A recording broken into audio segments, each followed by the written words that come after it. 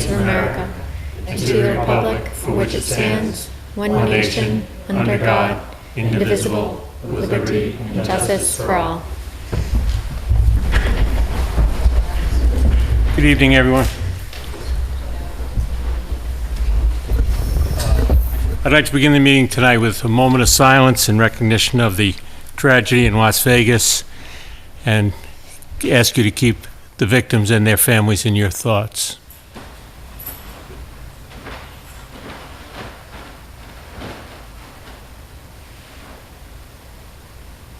Thank you. Mr. Ebersol has indicated that he will be here this evening, but he'll be a little bit late, and we will take public comment after our first appointment. Our first appointment is 6:30. It has to do with the next stamp proposal, and Mr. Chris Clark is here from Next Stamped. Please.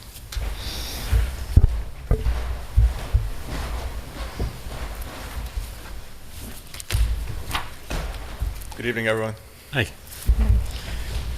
So, Chris Clark with the solar company Nexamp, here on behalf of Settlers Solar LLC. Here to continue discussions on a solar pilot for a project that we're currently developing at 994 Northfield Road in Lunenburg. This is a continuation of discussions that we initiated here, I believe, last spring. I'll give you a quick update on the project and turn it over to you for questions. We've been working with Unitil for the better part of the year. We're through their study process. Looks like we have the project essentially approved through Unitil. We're just waiting for our interconnection service agreement from them, which is our approval to interconnect. We're going through approvals currently with the Conservation Commission. We have a meeting tomorrow night at which we're reviewing some revisions to our plan that they've asked for. And we're also working through the planning board process as well. Our next meeting before the planning board will be on Monday, October 23rd. So we're here to further our discussions on the pilot with that bit of context. Okay. I do have a question, Mr. Chairman. It's my understanding, or I've been told, that the land is currently in chapter. And my question is, what does that do to the project? And I just saw that the assessor came in, so I would ask, what does that mean as far as the project and approvals? Sure, I can respond to that, and I'm happy to also defer to the assessor. But it's a frequent occurrence where solar projects in Massachusetts are constructed on land that is in the Chapter 61A or Chapter 61B tax forgiveness programs. And when a project is converted to a commercial use, that land needs to come out of chapter. Typically will come back to the select board where you have a right of first refusal to acquire the property and 120 days to consider that. More often than not, that's waived. More often than not, communities have no interest in acquiring the property. Then comes out of chapter, and we, as a developer, pay 5 years of rollback taxes on the particular piece of property that's coming out. And do you know what that amount is? I don't offhand. I haven't worked those numbers yet. Okay. Oh, what is that? This sheet says tax per MWAC. MW is megawatts, so megawatts is refers to the capacity of the solar array. So in this instance, we're talking about a 5 megawatt AC solar array, or a solar array that's on the order of currently 5.7 megawatts DC. So is someone going to explain this worksheet? Yes, if Harold can come up and explain that worksheet. Harold Schott is the town assessor and has been involved in the formulation of the sheet you have in front of you. And I didn't bring a sheet with me, but didn't realize that you were going to be reviewing that, but if you won't mind, I'll just borrow a copy real quick.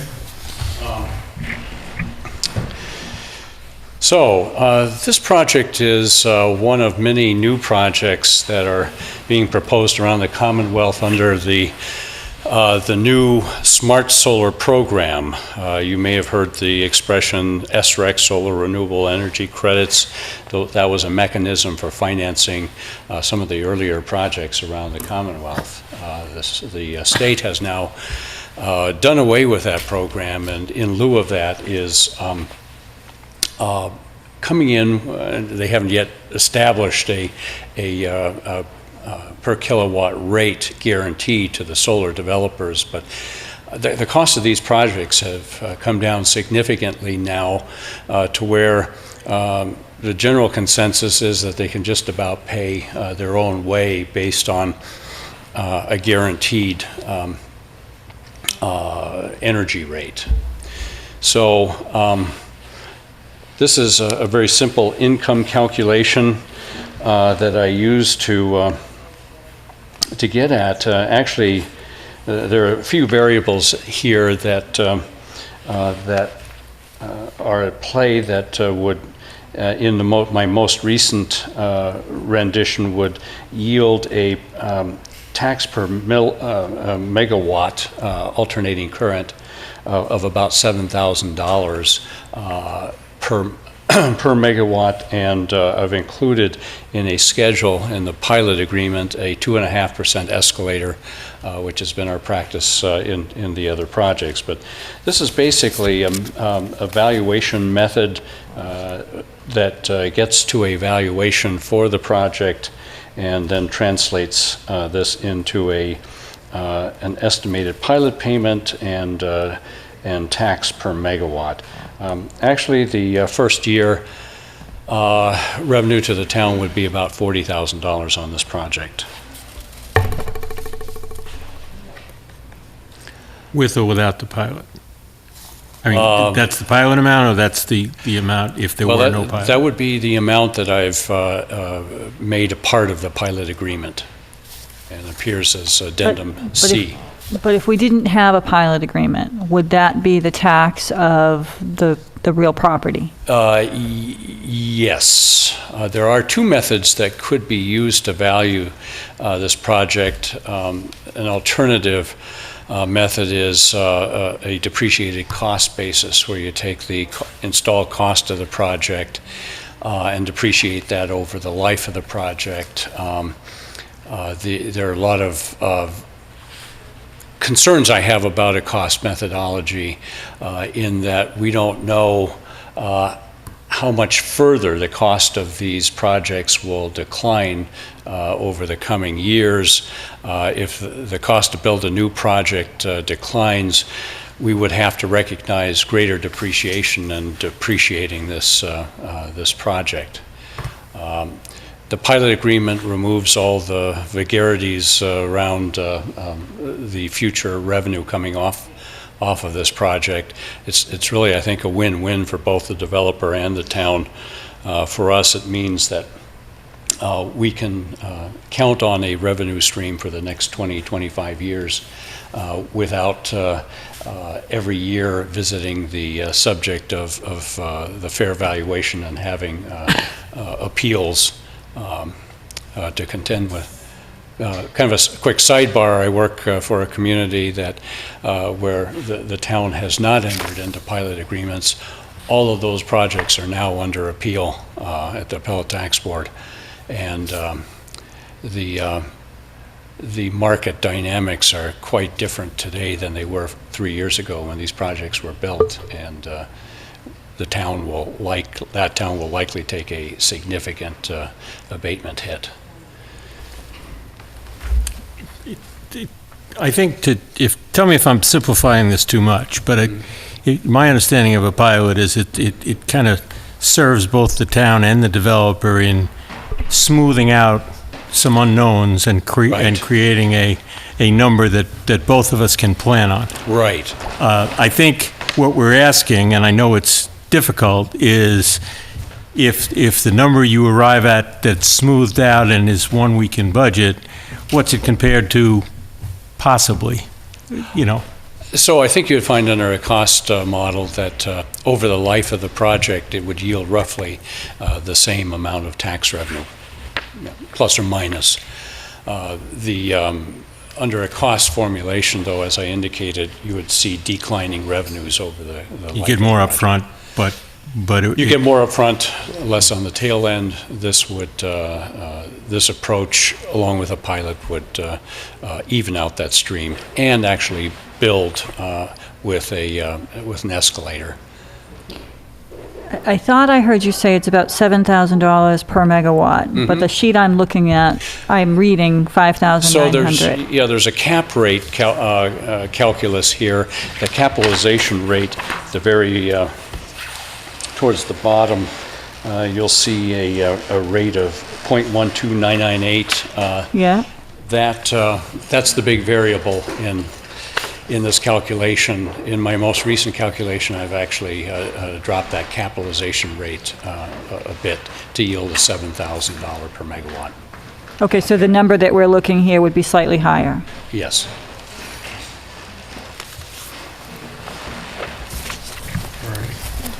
And why is it more the first year? It wouldn't be. It wouldn't be. So we're looking at about roughly $40,000 a year? Roughly 40,000. I don't have the addendum, but it starts at about 40,000 and builds. I think With the escalator. 25, if I recall, we're up close to double what the initial payment would be. Okay, so that would be very helpful to see. Yeah. Mr. Clark? The one caveat, Harold mentioned a 25-year pilot, which I think is the draft that he circulated with me. Typically, we look for a 20-year agreement because that coincides with our lease on the property. Okay. I have developers that are asking for 25, some that are looking for 20, so. So you would be looking for a 20-year lease? 20 year. Because this is in chapter, I just want to understand what's the process to take it out of chapter, and then there's the right of first refusal and the 128 days, and so what is your timeline? How does it get taken out of chapter? I don't know what the landowner and developer's timetable is, but at the point in time they feel confident that this project will move forward, they're going to have to come to the town with a notice to the four boards, the Board of Selectmen, Board of Assessors, Planning Board, and Conservation Board, with a letter indicating that they're seeking to remove the property and giving the town a 120-day window of opportunity to exercise an option, that option being to buy the property at well, in this case, you're not buying the property, you're leasing the property. So the avenue there would require the town to commission an appraisal of that property, should the town be interested in buying it. My recommendation is, because we have a special town meeting coming up, and our normal course of action is to solicit input from both the Planning Board and the Conservation Commission as to any potential interest in the property, I think that we should do that now, given the fact that we know this is happening and we have a special town meeting coming up. So, I don't want to have a special town meeting and then find out that we are interested and then have to convene another special town meeting. So my question is, this plan is currently before both the Planning Board and the Conservation Commission. So how does that work as far as a potential conflict or a potential issue with the fact that we know, the individual who's going to be leasing it is before us saying, our intent is to take it out of chapter and move forward with this project. Is it appropriate for us to now look at it and say, we know it's in chapter, we know it's coming out, do we in fact have an interest in this property? Mr. Adam Costa, who's with our town council, is here. We invite him to weigh in. So thank you, Mr. Chairman, members of the board. So I don't believe it would be a conflict of interest to solicit input at this time. It certainly is, some may see premature because you haven't received the notice of intent to convert yet pursuant to the statute, but I think you've heard tonight that you'll be receiving that notice. And of course, once that notice is received, you would reach out to Conservation Commission, Planning Board, Board of Assessors to get input as to whether or not they had any interest or would advise the Board of Selectmen to consider interest in acquiring the property. There's no conflict of interest simply because there are permit processes underway before at least the Planning Board. The doesn't create a conflict of interest under the statute. So obviously their inquiries are different. In one instance, they're serving as a permitting board. In another instance, they're simply acting in an advisory capacity to advise the board as to whether or not they believe the town should exercise its option. But ultimately, that power is the power of the selectmen, not the power of the Conservation Commission or the planning board or the Board of Assessors.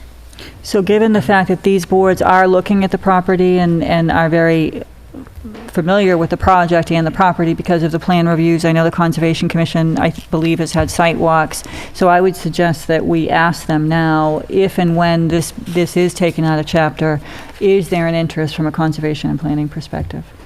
Do we have a guesstimate of the current value of the property? Not for this specific acreage. Presumably, it's valued under 61B. Right. So. Could you just use the mic? Sure.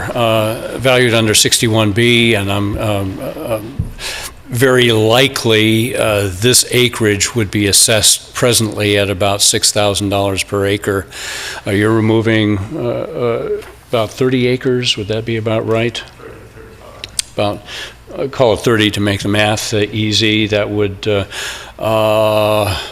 help me out here, Bob. 180,000.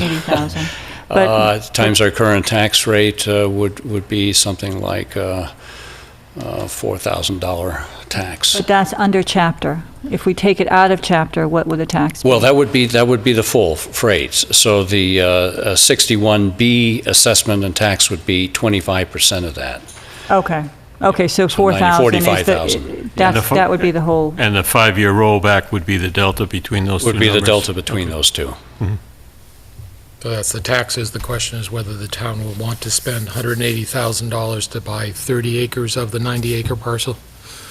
That's what the chapter Yes. buyout would be, assuming there'd be an appraisal and the value and so forth. Right. Now, you mentioned there needs to be an appraisal. Is that an appraisal that the assessors do? No, that would be an appraisal that the town, you, the selectmen, would commission. And how much is that on average? I would anticipate somewhere around $5,000 plus or minus. Okay.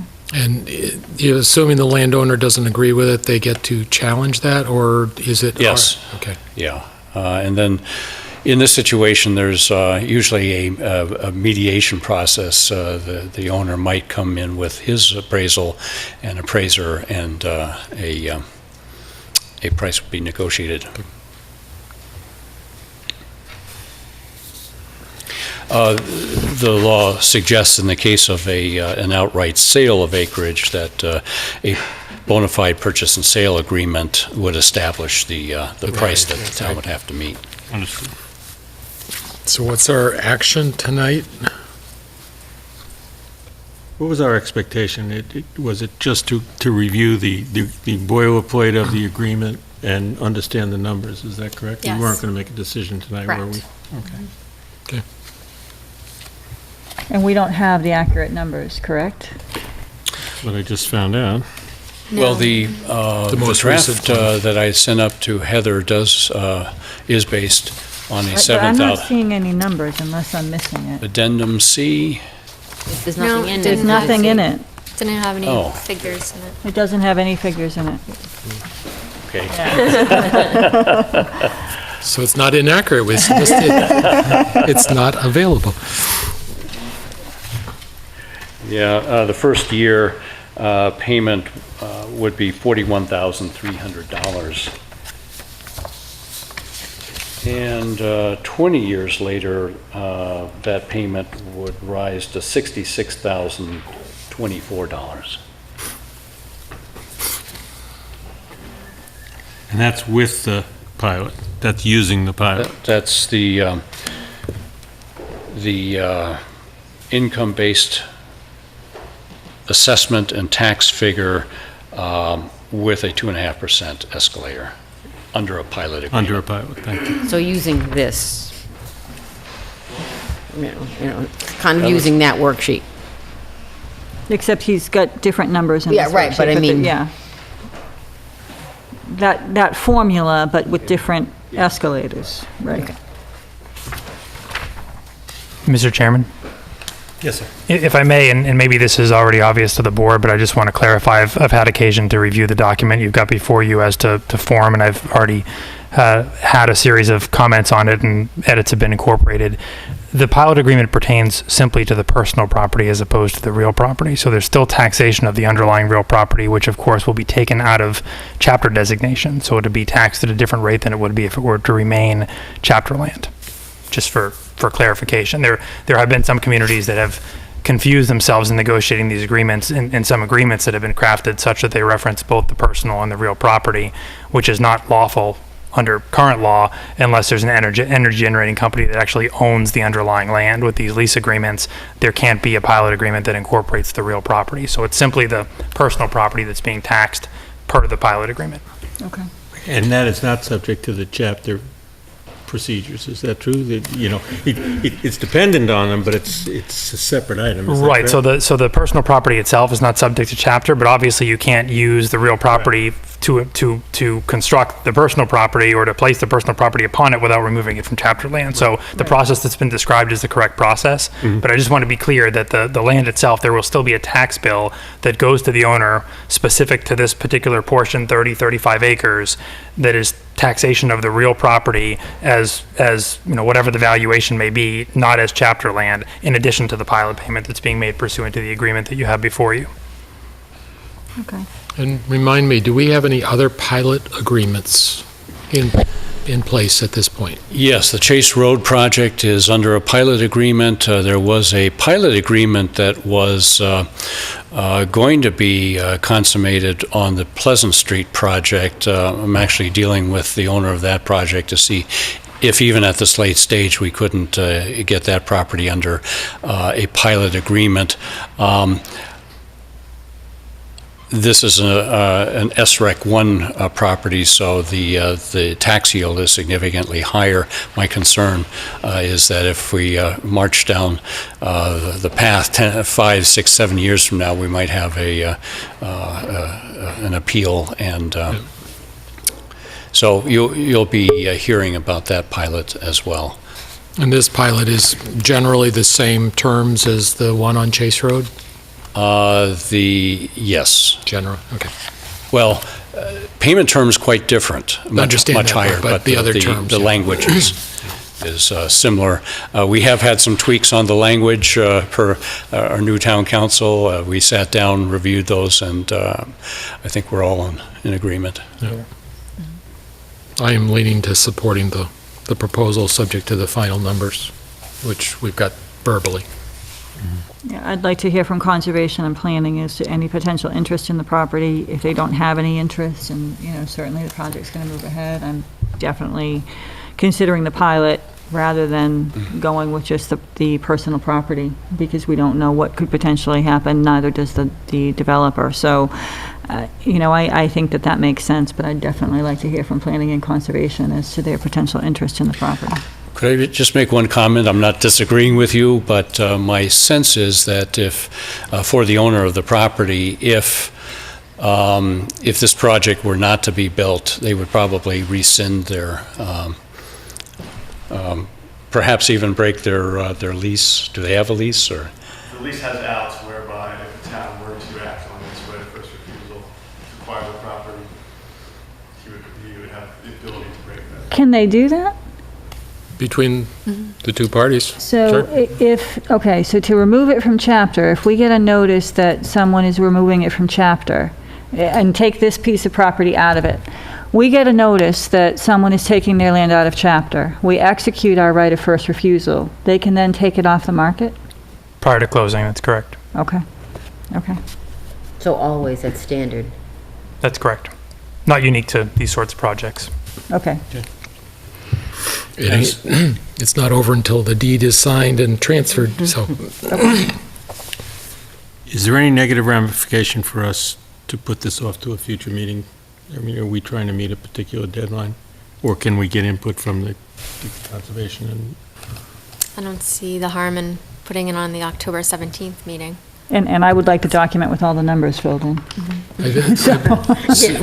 of the questions that was going on was that the planning board was considering contingent approval of the project subject to our approval of a pilot. So I think it's good to let them know that without a vote, that we would be considering that as a possibility, and we wouldn't want them to throw their process off by our delaying too long. And I think I'd be willing to say that we're leaning towards approving it, assuming the numbers work out. Is that a fair? I think that's a fair assessment. Is there still a back and forth negotiation between the two parties, or is this pretty much the proposal that's going to be before us? On the pilot. On the pilot. This is our proposal. Okay, so. And our assessor and town council are. Yeah, there are numbers. I ran them by Chris, and Nexamp can live with those terms. And so I reviewed the form of the agreement, and as I said, I made some modifications to it. I believe that it accurately and appropriately protects the town. I obviously am not offering any opinion on the substance of the agreement in terms of the dollar value. That's more of a business decision and less of a legal one. So I leave that to you as to whether you're satisfied with what's being presented, and you can rely upon what's being presented by the applicant and by the assessor. If I may. Sure. One caveat in terms of the amount of the annual payment. So that's based on the total installed capacity of the solar array. So as you know, we're going through a planning board process. One of the issues that's come up with the planning board is the amount of vegetated buffer that we leave in place. So as that number increases per the whim of the planning board, the size of the system decreases. So that number comes down from a annual tax payment. So I would expect that we might want to have a form that, I guess, the chicken and the egg of when we might approve this, that at least be provided that whatever the final number is the formula that by which the pilot is calculated, as opposed to setting up a fixed amount, because that might change. Mm-hmm. We wouldn't want to go back and have to vote it again, that type of thing. So.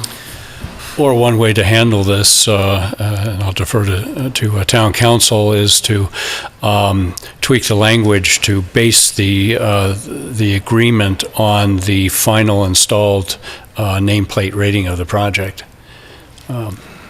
Because you have the megawatt multiplier right on here, so right, it would be easy right. to translate. Yeah. Right. Yeah, I think, I also think this is a good thing for the town, and I'd probably support this. I think you have the final numbers or the real numbers. We should at least forward that onto the planning boards, because I know watching their meetings, they've been concerned about what the impact is on the town, and they're trying to weigh what the benefit is to the town as well. So if they could see, the ramifications of what an approval or denial would be, I think it'd be helpful for them. Okay. Great. All righty. Yes, So we'll get it on a future agenda as soon as possible. yes, October 17th Okay. is the likely date. Great. Is that all right? Thank you very much. Thank you. Thank you. Thank you. All righty. We have some appointments, but I would like to first, because we deferred them, I'd like to ask if there's any public comment from the board. I would like to say something.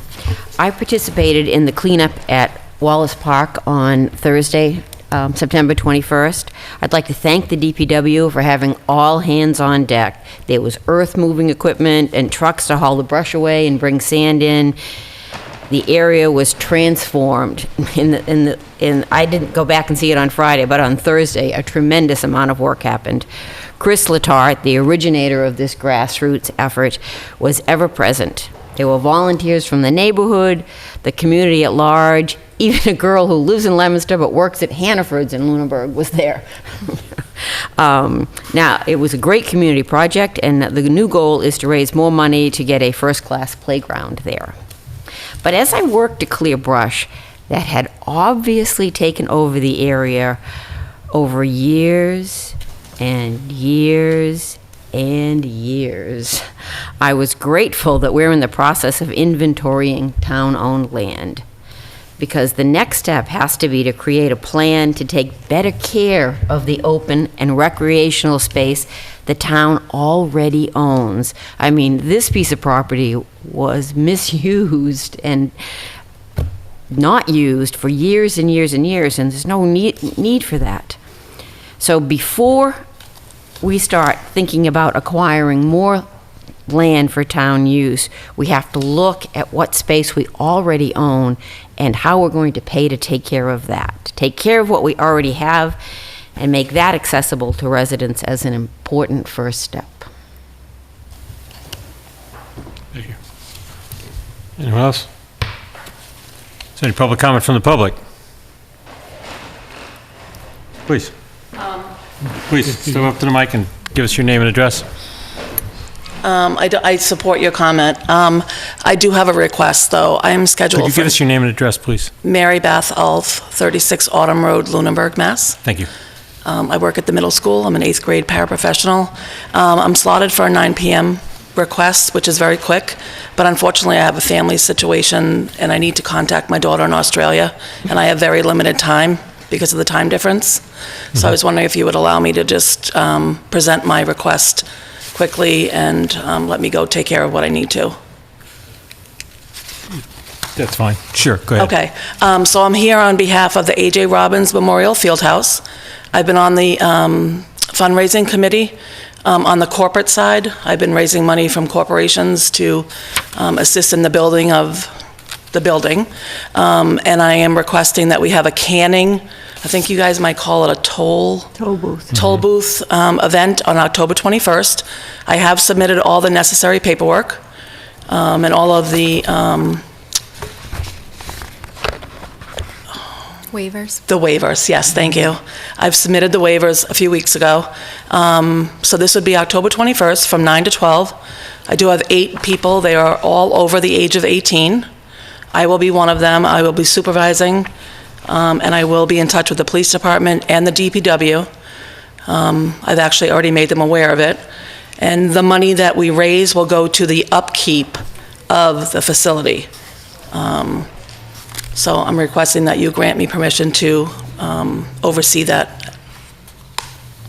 Have you created, is there a 501c3 nonprofit? Yes. Okay.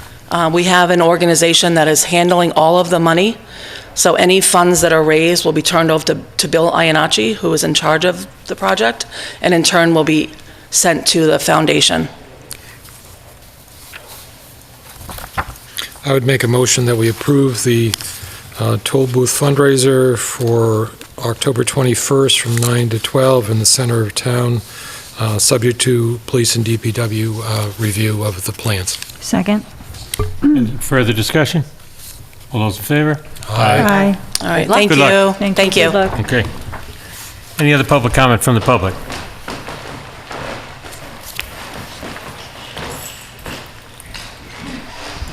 Real quick, Mr. Chairman, I just want to remind everybody out in the town of Lunenburg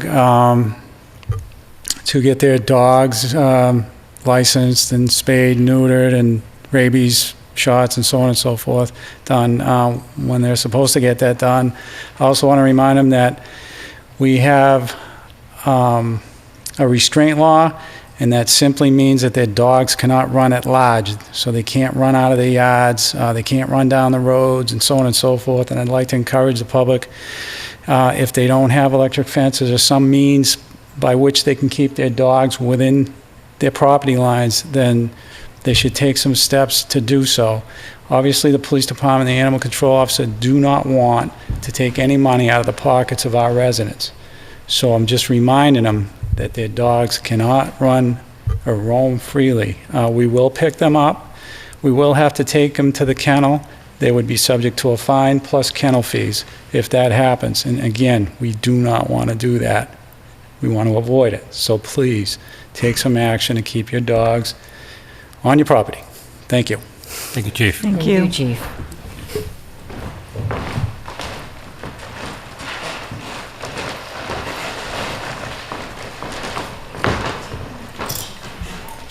Hi, I'm Michelle Beliza, 126 Sunny Hill Road. This is Ruth Ann White. 13 Jacqueline Drive. We're here on behalf of the ROAR Task Force, that stands for Resources for Opioid Awareness and Recovery. It's a task force of folks in town, including police, schools, Boys and Girls Club, professionals, and concerned citizens who have come together for 3 reasons: to increase awareness about substance abuse and addiction here in Lunenburg, to provide fact-based information so that folks can make healthy choices, and to provide information about support and resources for those who are in addiction or in recovery or family members. The reason we came tonight is to invite you and your viewing public to join us at a forum that we are hosting at the high school auditorium on Tuesday, October 24th at 6 o'clock. There'll be lots of vendors there with resources. We have Jim Wahlberg coming. He is the producer of a film called If Only. He'll be showing the film. We have a fantastic panel of presenters, including folks from Lunenburg who have been through this and maybe lost a loved one. We have a founder of Wicked Sober. His name is Mike Dugan. Lunenburg Police will be joining us. Addiction specialists. It's going to be a fantastic night. It's a resource that Lunenburg desperately needs. So we're inviting you to join us. And Ruth Ann's just going to tell you a quick little story. My name's Joe. I'm 26. I grew up in Lunenburg. Nice middle-class family. Got good grades. I didn't even have to try. Went to Sunday school, youth group. When I had my wisdom teeth out, the doc gave me opioids for the pain. Lots of them. And when my mom said, "Honey, does it hurt? Do you want some more?" I said, "Sure." I finally felt normal. And I never stopped using. Now my family doesn't want anything to do with me. I've borrowed so much money from them. I've gotten really, really good at making up stories to get money from people. I don't really have any friends because all my friends use. I thought I was cool. I thought I had this under control, but I may lose my apartment, and I really don't know what's going to happen to me.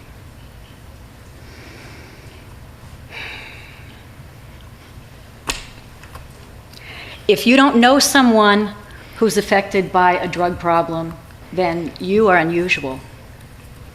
If you haven't been touched by this drug problem, you are unusual. This problem affects everyone. Doesn't matter what your race or religion or education, doesn't matter. It affects everyone. Drug addiction is real, and it is happening in this Lunenburg that we love so much. So we really, really hope that you will join us on the 24th, help us start a conversation, educate, raise awareness, bring this out of the closet, if you will, reduce the shame around this issue, and talk to each other and learn. Thank you. Thank you. Thank you. Thank you. I have a question. Can this be broadcast on the public access channel? Yes, we sent it to that, and if you want to share it as the weeks go on, feel free, please. Do you mean the whole event? No, I guess I was talking about the video. Oh. The video. I mean, we have, that's That's a the night good of our question. meeting. Yeah. So, It's a Tuesday night. yeah. So if it were possible to contact the PAC and see if it can be filmed and broadcast. That's a fantastic That would idea. be great. Thank you. I would do that. Thank you. Thank you. And- Would you like and- these additional handouts back, or? Yes. Any other And questions? And Mr. Chairman, I would encourage us, depending on what we have scheduled for the 24th, that we consider canceling our meeting and participating in this important issue that affects Lunenburg and all the towns in Massachusetts. And I would agree with that. We'll take a look at that and we'll do the best we can. Thank you. Thank you all. very much. Thank you.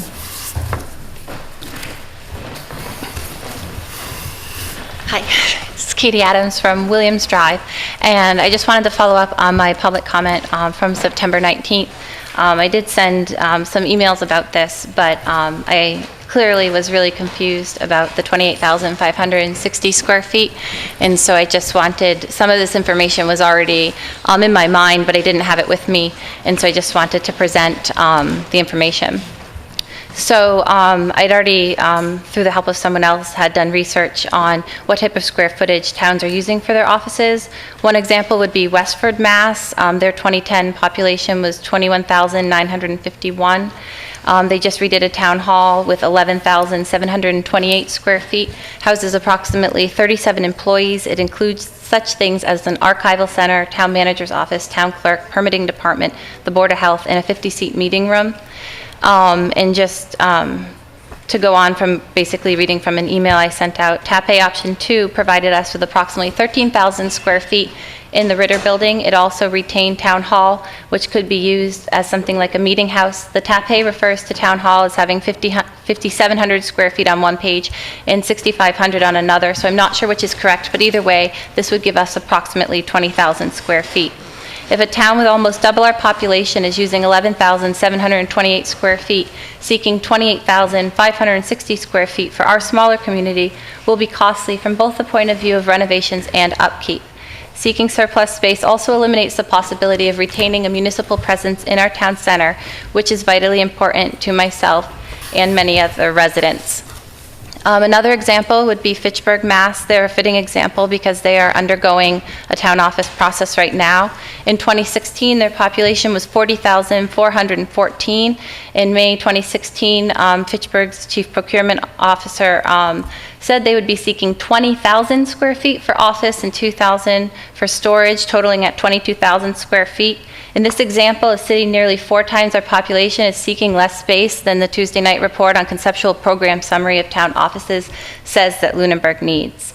Establishing a new town office that is far larger than we may need will likely place an immense long-term burden on the town in regards to operational costs such as maintenance and utilities. TC Passios is being pursued as a building that meets our space needs, but myself and many other citizens think our space needs can be met using the municipal buildings in our historic town center. If we let the proposed need for 28,560 square feet of office space guide our decision, I think we will overlook other important options. This is just I feel like I needed to come back to why I was so confused when I heard that number for the first time, because I had already, these are just 2 examples, there's many other, but it's not necessary to keep, going on with it, but I had already looked into how much space other people are functioning with, and it is far less than 28,560 square feet, hence my massive confusion on the 19th. Thank you. Any other public comment from the public? Okay, I'm going to suggest we move our business down and begin our appointments. Our 7:05 appointment is for an Eagle Scout project request from Josh Herrick.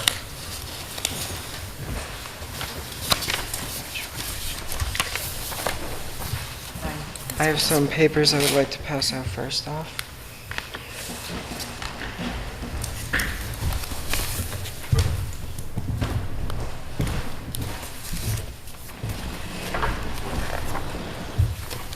Hi, my name is Josh Herrick. I'm from Boy Scout Troop 1728 Lunenburg, and I'm working on my Eagle Scout project. My project is working with the Lunenburg Town Historic District Commission, and some of the buildings and towns that we would like to be putting our plaques on for this project are town-owned buildings other than the regular resident houses. And so some buildings that we have in town, like the town hall, the church, other places like that, the town pound, are are town-owned buildings. And so tonight I'm here to ask the board if we can get these plaques approved so they can go on the town-owned buildings that require, or not really require, but we would like to put them on.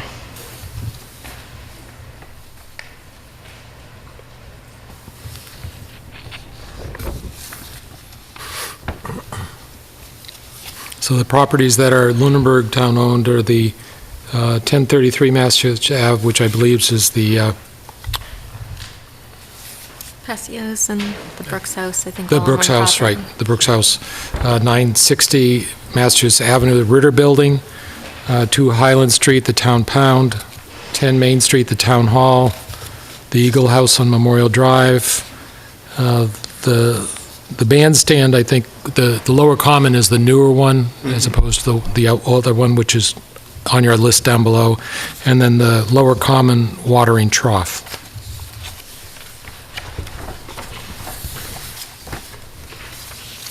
I would make a motion that we approve the installation of National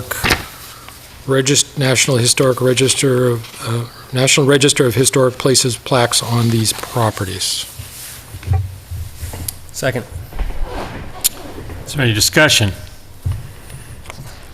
Does this, I guess my only question is, and I don't know who has the answer, does this put any restrictions on this property in terms of? Not any additional restrictions that are already on them. As part of the AP? No, first, as a historic district, there is no local impact, but if there was a state-funded project, there would be additional review required because of that. And then the AP Architectural Preservation District covers it regardless of whether you have a historic Right. because these properties are over 75 years old, and they're already covered by the demolition delay bylaw and the APD, regardless of the plaques. And when we have our discussion about municipal buildings and potential reuse, is funding available for nationally recognized historic buildings that we could potentially apply for. Any other discussion? All those in favor? Aye.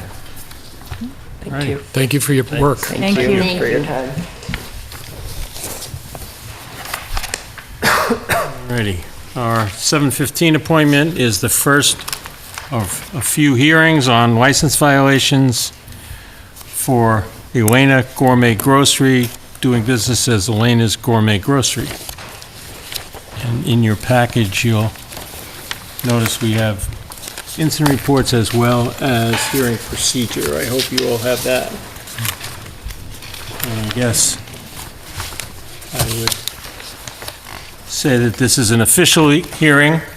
Everyone that is testifying this evening must be sworn in. We will swear in the complainant, the town and license holder. The town will present its testimony. The license holder or representative presents testimony. The board will ask any questions. Board will deliberate. The board will make a finding, and the board will determine if there's any penalty involved. Okay? So, our first hearing is for Elena's Gourmet Grocery, and I'd like to call the complainant. Yep. Well, No, the complainant is the town, the right? complainant is the town, right? Right. Good evening. Officer. I assume you'd like to read the brief over the report? Yeah, well, I'm going to have to swear you in as first, though. Do Very you well. solemnly and sincerely affirm under the penalties of perjury that the testimony you are about to give shall be the truth, the whole truth, and nothing but the truth? I do. Thank you. All righty. So do you want to take us through the incident report, I guess? Certainly. Just to refresh your memory, the incident report is relatively the same with the list of the violators below inside of it. So for all violators, the report would be the same. On Thursday, August 24th, Officer McNamara and I conducted an alcohol enforcement initiative utilizing a 20-year-old operative who is known to this department. The purpose of this initiative was to ensure that businesses in town who are licensed to sell and pour alcohol were properly checking identification of the patrons and that no underage sale was taking place. The initiative was conducted with specific guidelines that were given to us and explained by Sergeant Hebert, who has specific training in this topic. The underage operative was 20 years old, who was known to officers of the department and is considered both trustworthy and reliable.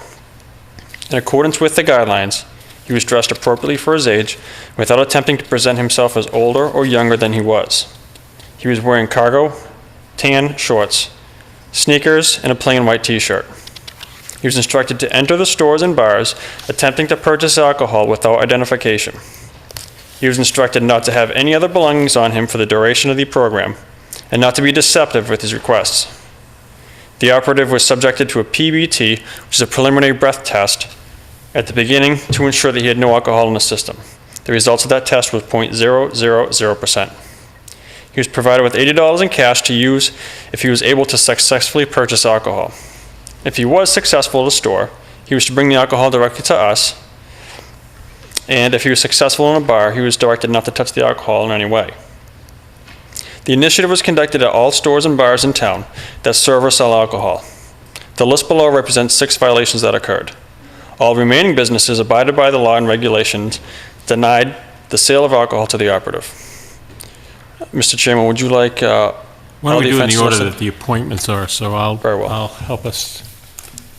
How many businesses in all did he visit? 21, ma'am. 21, thank you. All right, so the first one is the Elena's Gourmet Grocery.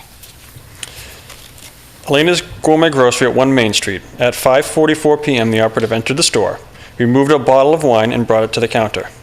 He advised that the clerk did not ask for identification. She processed the sale and allowed him to leave with the wine. He described her at best as a female, 50 to 60 years old, with brown hair and glasses. He exited the store at 5:47 and turned the bottle over to us. At the conclusion of the initiative, the operative administered another preliminary breath test with a result of 0.000% blood alcohol concentration. Officer McNamara and I returned to the 6 establishments to advise them of their violations. When we returned to Elena's Gourmet, they had already closed. That is in my report, sir. Thank you. Do we have a representative from Elena's? Step forward, please. Have your name and address. Elena Christopher, 91 Autumn Road, Lunenburg, Mass. Okay, would you raise your right hand, please? Do you solemnly and sincerely affirm under the penalties of perjury that the testimony you are about to give shall be the truth, the whole truth, and nothing but the truth? I do. Do you have a response to the... I opened Elena's Gourmet Grocery in November 2002. And over the last 16 years, I've worked very hard to ensure that neither I nor any of our employees sell alcohol beverages to minors. Over the years, we've been tested many times and on many occasions have sent individuals home without the alcohol because they didn't have the proper identification. As for the incident that evening, I take full responsibility and I make no excuses. Since the incident happened, I have done additional things to ensure that this never happens again. And for an example, if 95% of my customers, we know them, we're a tiny little store. But if neither I nor any of my employees see somebody and there is any suspect that they could be under 30 years old, we're instructed now to, we ensure that we will ask for identification. In addition to that, on the cash register, right above where everybody signs in their clerk number, it says check ID. And also on a little piece of paper, I've also put today's date, 1996, so that when we're looking at the ID, we know exactly who is eligible to buy and who is not. There's nothing that I could do about the past. As I said, I take full responsibility. But going forward, I can assure you that we will do everything to make sure it doesn't happen again. Are there any questions or comments? This is your first violation? Yes.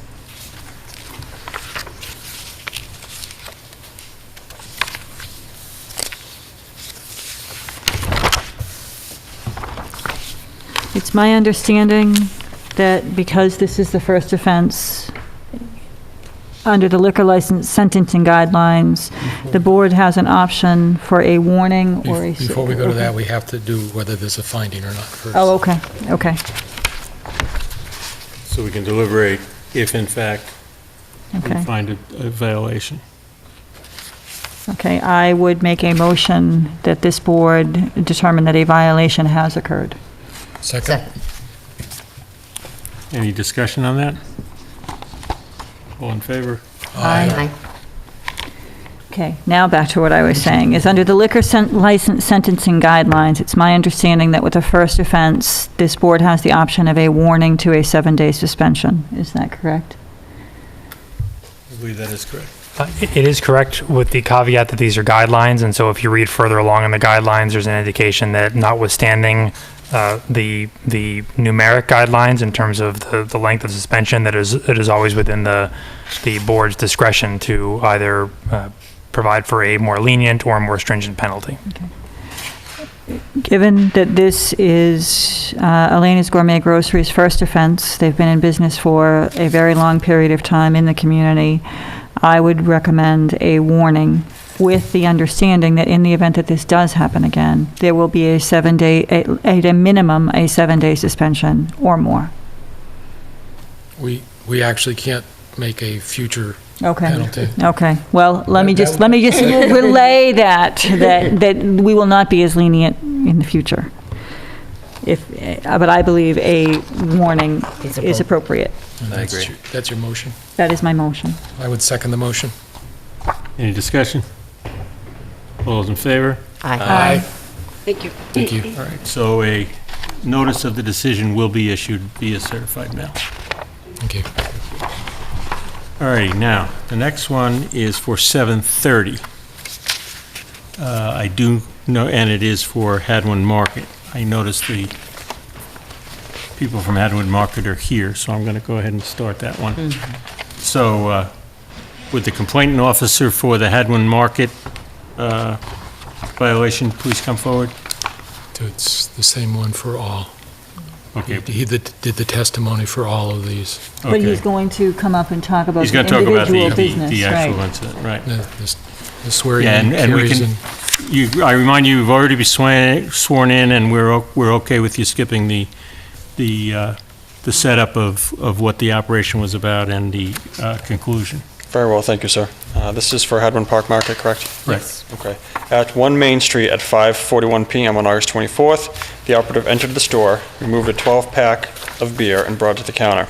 He advised us that the clerk asked him for ID, however, he stated that he did not have it with him. The clerk, later identified as Ole Ahad, processed the sale for him and allowed him to leave with the beer. He exited the store at 5:43 PM and turned the beer over to us. Is there anybody from the license holder here from Hadwin Market?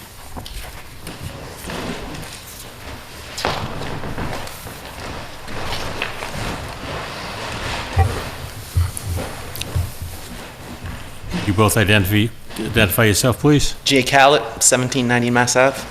And Oliat Oliat Hadwin Market, the owner of Hadwin Market. Give your home address. And my home address 230 Water Estate, Leominster. Okay, fine. Would you both raise your right hand, please? Do you solemnly and sincerely affirm under the penalties and perjury that the testimony you're about to give shall be the truth, the whole truth, and nothing but the truth? I do. Thank you. So you heard the testimony of the complainant. Do you have a response? Yeah. So just quickly, can I hand you guys our new policy? It's Sure. just, this one, I think there might be a copy short. All right, so once again, I am Jay Callett. This is Oli Ahad. We are the managers of Hadwin Park Market. For both of us, this is how we support ourselves. It's our only form of income. We want our business to be a staple of the community. Our customers range from people on their way to work, kids who stop at the school, residents getting snacks, tobacco products, beverages. We have a meat market, an ATM, a coffee station, and every convenience we can fit on our floor. It is never okay for any business to provide alcohol or any other products to minors. The law states you have to be 21 to purchase or consume alcohol, but the law depends on us to uphold those laws. All of our employees are currently undergoing a retraining, and I provided you with a copy of our new alcohol policy. Me and Oli worked together to, make that come to be. The important things to note are that we will require identification for anyone appearing under 40 years old. We will card every member of the group that comes into our store if they come in groups as kids.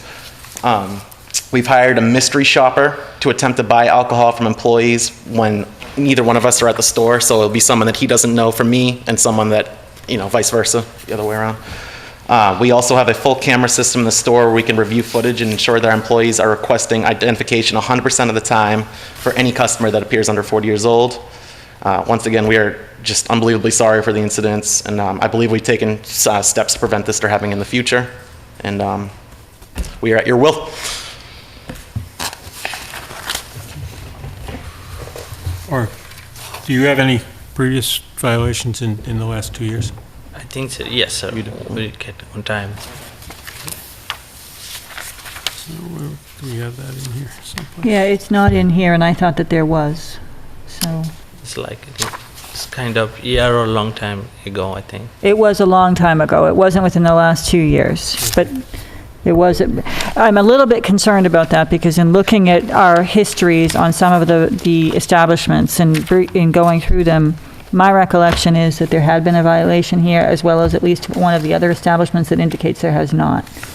And yet, for one of the establishment, it goes back well into 1997. So I'm a little bit confused about and concerned that we may not be seeing violations that have in fact occurred.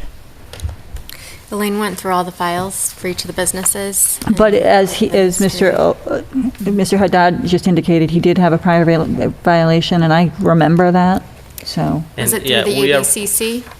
No, No, it's like. it was the town? This town. Okay.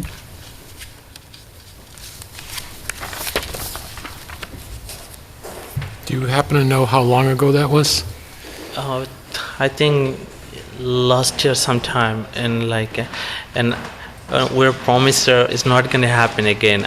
We're really sorry about that.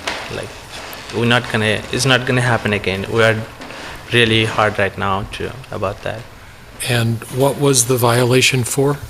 It's like those, I think, from the town. It was the same thing. It was the same thing. Okay. And it was, I think it was last year or the year before. It was within the last couple of years. And I'm not seeing it on this list. So that Were you the concerns owner me. at the time? Yes. Okay, so then it's within the last 2 years? Yes. This has owned it for 2 years. I owned this 2014, so. It's Okay. like 3 years. I do have a question. The town manager just mentioned the ABCC. Has the ABCC been notified of these compliance issues, and is there an obligation to notify them? There is an obligation to notify them subsequent to the decision, I believe. Okay, so subsequent to the decision. Okay. That's right. A copy of the notice that goes to the owner or operator is also sent to the ABCC. Okay. Can I ask what the ABCC is, guys? Alcohol Beverage Control Commission? At the state level. Okay. All right, so I think we're at the point where we're determining if a violation has occurred. I would make a motion that we determine that a violation did occur. Second? Any discussion? All those in favor? Aye. Now we can deliberate about a penalty. I will be honest, I appreciate the steps that you've put in place. I do have a question, however, on number 12 of your alcohol sale policy. You say any employee who submits tip certification will receive reimbursement for $40 and will be paid for 3 hours of work. Aren't all of your employees tip certified? No, I mean, I'm tip certified. Do they all have to be tip certified? No. I don't think you have to be tip certified to do what we do. Okay. I am, though. I don't know, and I'm a manager. So Okay. I don't know what that does, but. So tip certification is for serving alcohol as opposed to. Yeah, it's usually when you're like a It's bartender. a waitress or a Okay. bartender. I'm very concerned that this is the second violation. I do appreciate the steps you've put in place, but I am concerned that this is the second violation for the same type of violation.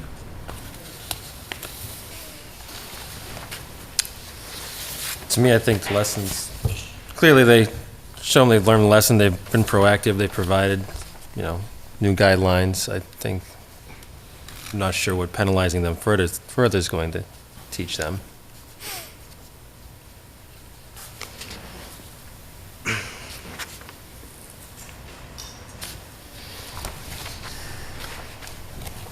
Any other input?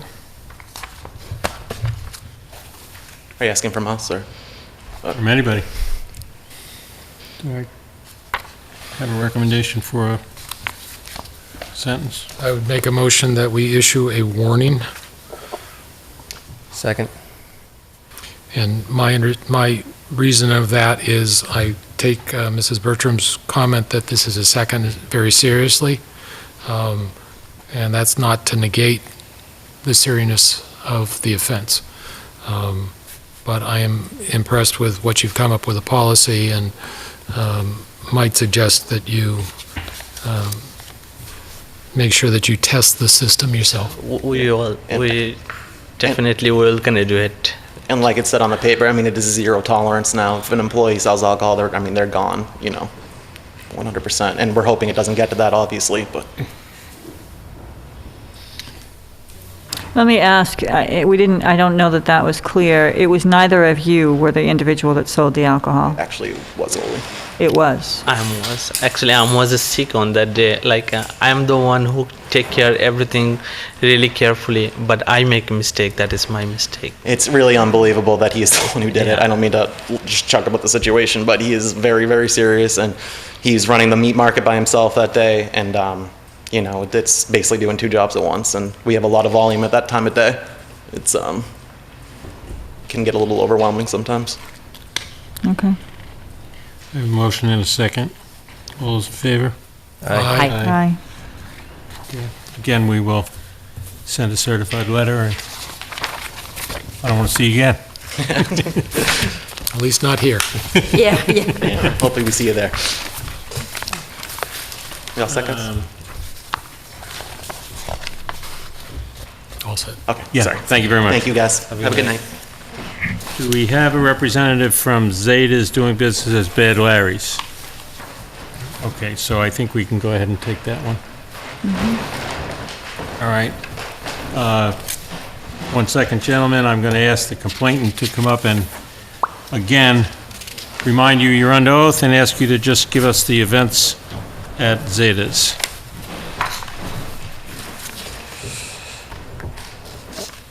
At Zeta's Village at 1 Main Street on August 24th at 7:35 p.m. The operative entered the bar, sat at the bar, and requested a glass of beer. He advised us that the bartender, later identified as Nakia Bachman, did not request an identification and did provide him with a glass of beer. He did not touch the glass, and he promptly exited the store.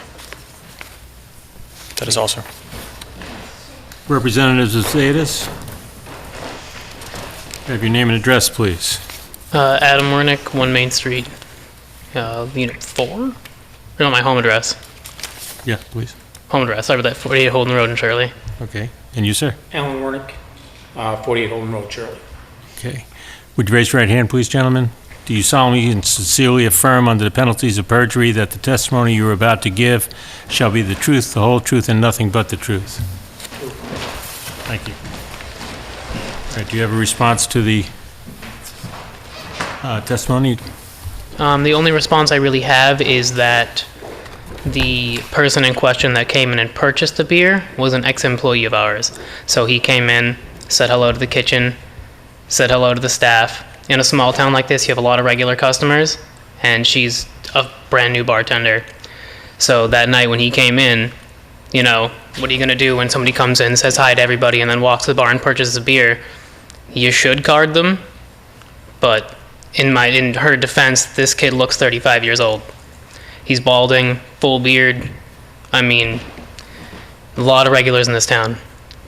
However, that does not excuse the not carding. We do have a carding policy for everybody. She was on training that night. Yeah, I mean, we've had 4 of these come through in the last year alone. There was 4 within 3 months, and we didn't get caught up in a single one between the town and the ABCC. This was a first offense. I mean, And since then, we've actually had a zero tolerance policy about carding everybody. We don't have it technically in writing at this point in time, but we only have 2 bartenders in the store. As a matter of fact, the gentleman that in question actually had served alcohol at our premise and knew there was a zero tolerance for, carding. So it was kind of an awkward situation when he came in because he was 20/21. He knew the policies of the store at that time. And for him to come up at the bar and ask for something knowing that the policy is zero tolerance kind of made us wonder if he wasn't 21 because he knew the policies. So it was kind of not that we shouldn't have carded him because we should have. That's not what we're saying, but it was still a very awkward situation at that point in time, and we felt it felt kind of unfair that the way he came in and kind of mingled with the employees. It wasn't like he came in, walked straight to the bar, ordered a beer, wasn't carded, and left. So. And I do know that in Ashburnham, the rules for this kind of thing state that you're not the person who comes in isn't supposed to have a relationship with the owner of the restaurant or the restaurant in question or with the police force in town. So I don't know if that's another gray area that we should be looking into, but I feel like personally, it probably wasn't the best choice of person to come in. And do it for our establishment. Not that I'm saying that I agree with what you're doing. It's not that we're saying we don't agree with the process and the thing. It was just a bad, for us, it kind of was offensive to us personally that this person came in, that it just worked for us and came in and manipulated, we felt manipulated by it, honestly. Then I wouldn't say manipulated. I would just say it just caught me off guard a little bit. Well, let me ask you, when you said 20/21, there's a difference between 20 and 21. What did you mean by 20/21? Well, because I know he's 20 years old. He doesn't know how old he is. But I wasn't on the premise at the time of this incident. I later found out who it was and then went back and looked at his license and found, got his date of birth and stuff. So I was just, taken back by the whole situation. Because he was 20 when he worked for us, but when he came in, he could have been 21. I guess the question I have at that point, and this is somewhat moving into deliberation, but your business is selling alcohol. Yes, sir. And the state law requires you not to sell alcohol for anybody under 21. It's your responsibility. You could have a relative come up and say, I want a drink. And it's illegal to give it to you, that person, if they're under 21. Absolutely. You're making excuses. You're blaming the person who came in when it's your responsibility to not serve I'm blaming alcohol. the situation, not the person who came in. It doesn't make any difference who came in. If they're under 21 years of old age, it's illegal. Absolutely correct. And like I said initially, I said I wasn't blaming the process. I just felt it was an awkward situation at the time. That's all I was saying. I was just trying to say in our defense, partially in our defense, having not had any issues prior to this with any other type of situations before this, that it was just an awkward situation that that led to this kind of situation. Normally, we've tired everybody, and we haven't had this problem before. That's all I'm saying. Now, the person who was in training, was anyone with her training her? Well, we should do a finding first, right? Well, no, I want to hear some more testimony. I know the chief wants to say something. Okay. Please hit the microphone, chief.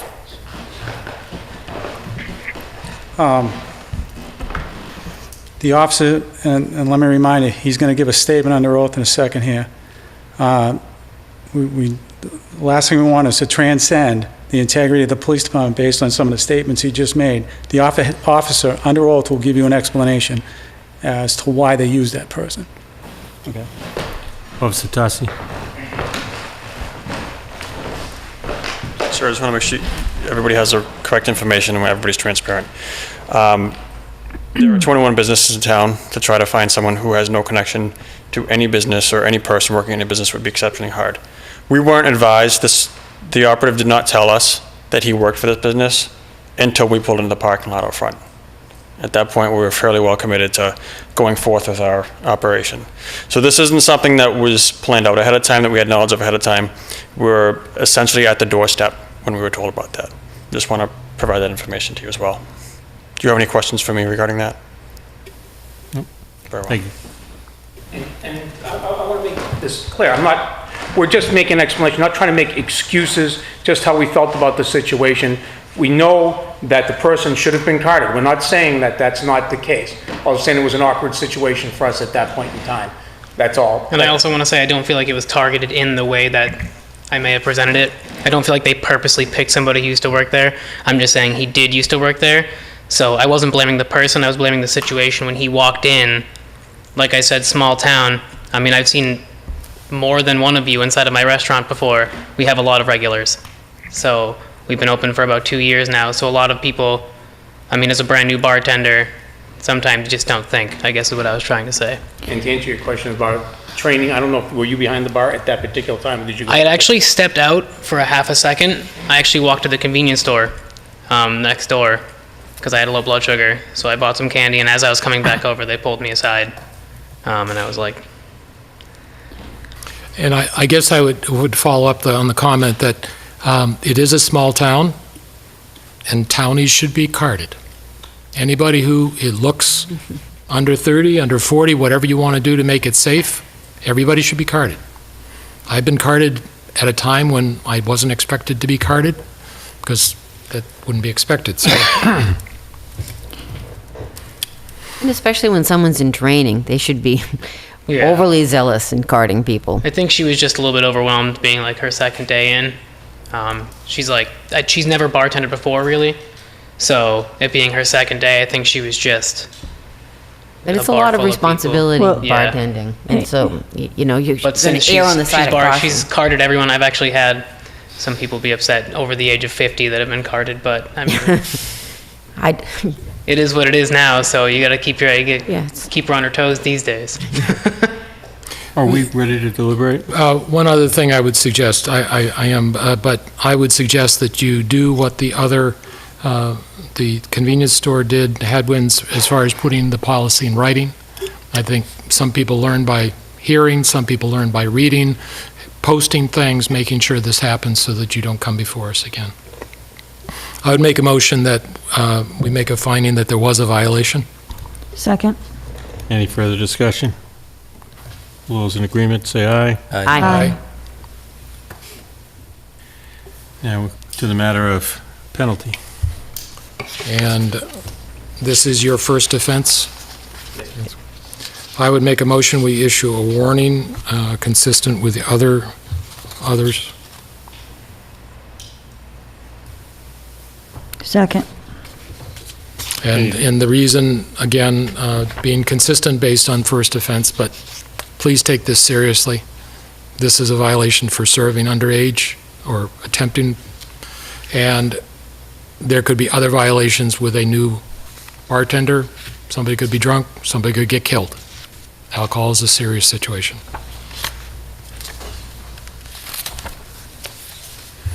Was there a second to that? Yes. All those in favor? Aye. Aye. Okay, you'll get a registered letter on the decision.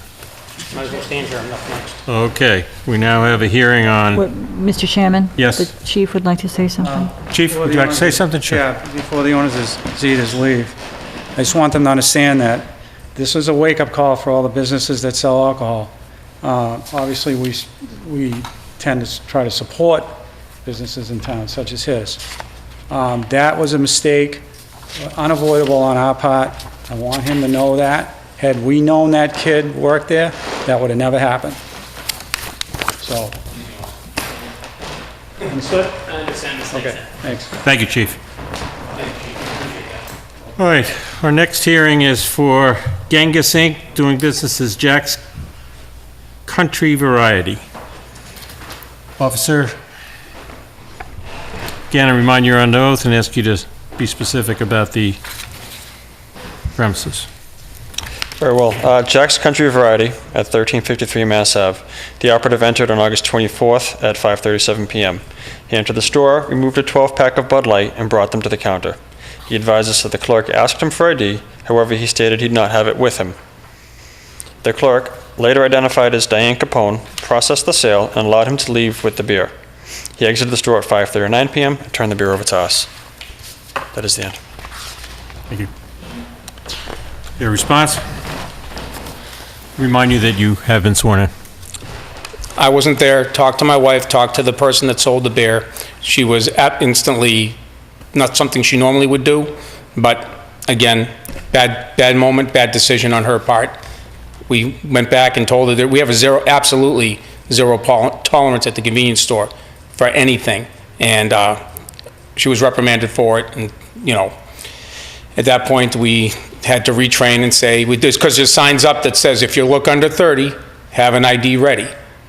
So basically, she didn't follow the store policy, and she does now. We card everybody just as we're supposed to. And I'm very aware of the having done this for 30 years, very aware of the whole alcohol repercussion and drunk driving thing. I'm very sensitive to the issue. I didn't want you to think that prior that I was insensitive to the issue. We're just trying to, whatever, at that point in time. But in this issue, I'm just going to say that she sold the alcohol. We have no excuse for it, except that we've made corrective actions since then to not allow that to happen again. Do you have a written policy in that establishment? We don't, but after hearing the prior thing, I'm going to basically leave here and put down a written policy.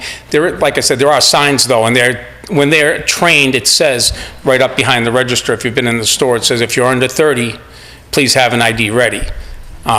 If you, actually it's a quote, it says if you look under 30, and I got that from I think a state website or whatever. It said if you look under 30, please have an ID ready, so she should know that. My wife cards everybody, and we only have basically one employee besides my wife and my son that work there, so normally we card everybody because the family's always working. So ironically or sadly, it was the one person that wasn't family at this point that got hit, so. Do you have any previous violations at that location? I'm not positive. I think there was one 5 years ago. I'm pretty sure there was a state operation, maybe longer than that. It might have been 2008, according to the file. I knew it was a while ago, so. Any other questions of either of the?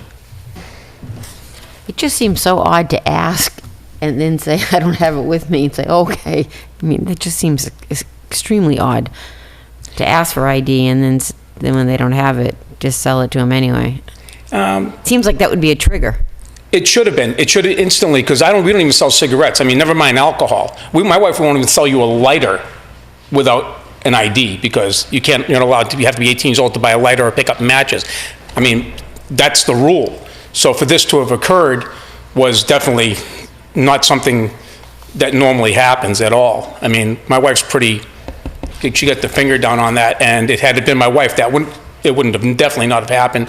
Like I said, she felt, I don't know, she said that the way it went down, and I'm only paraphrasing because I wasn't there, she said, she asked for the ID, he said he didn't have it, she thought for a second, she looked at him, felt like he was old enough, and sold him the beer. I guess that was the whole gist of that. So there's no excuse for what happened. I'm not trying to make an excuse. All we can do is move forward and make sure that it doesn't happen again. I would make a motion that we make a finding that there was a violation. Second. Any discussion? All those in agreement, say aye. Aye. Is there any discussion on a penalty? Glad to hear that you're going to go home and address writing a policy, but as far as right now, you said you have a zero tolerance policy for serving to minors, but you said you reprimanded the individual, but do they still work for you? Yeah. So it's not really a zero tolerance. Zero tolerance for selling the alcohol. She should have been carded. If you know how hard it is to get employees and how unfair it is if I were to fire everybody after making, no matter how serious the mistake is, if you were to fire everybody after making one mistake, okay, everybody would be unemployed. So, what we did is we're moving forward. If it happened again, she would definitely be fired. It wouldn't be an issue. Obviously, we'd be in more trouble, but, I'm not suggesting you should fire her, but I'm saying when you present it as a zero tolerance policy, that's what I understand a zero tolerance policy to be. I meant zero tolerance as far as we don't not accept IDs. It's zero, in other words, you have an ID or you don't have an ID. It did not. Okay. It did not, so no. It wasn't zero? Well, yes, I guess I should rephrase my term. We have now have a zero tolerance for it. Back then, we tried to have a zero tolerance. It shouldn't have happened, it happened. I mean, it was a mistake. It's a sad mistake. And like you said, had somebody been underage and actually bought the beer and it did not had their ID and got drunk and had an accident, we'd be in a more serious trouble. I seriously understand the ramifications of all this. I'm not taking this lightly by any means. I just, I can't undo what was done.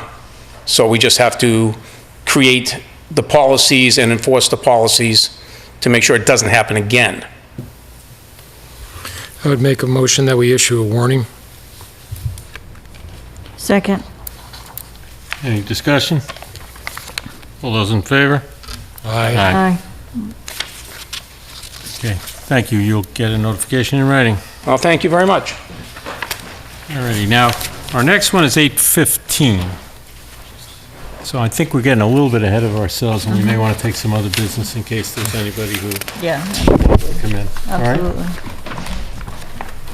So let's go back up to our old business, board and selectmen goals.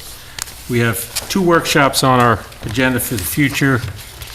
The first is for next week, October 10th, and it's a review of the committee and board goals, committee and board's goals workshop.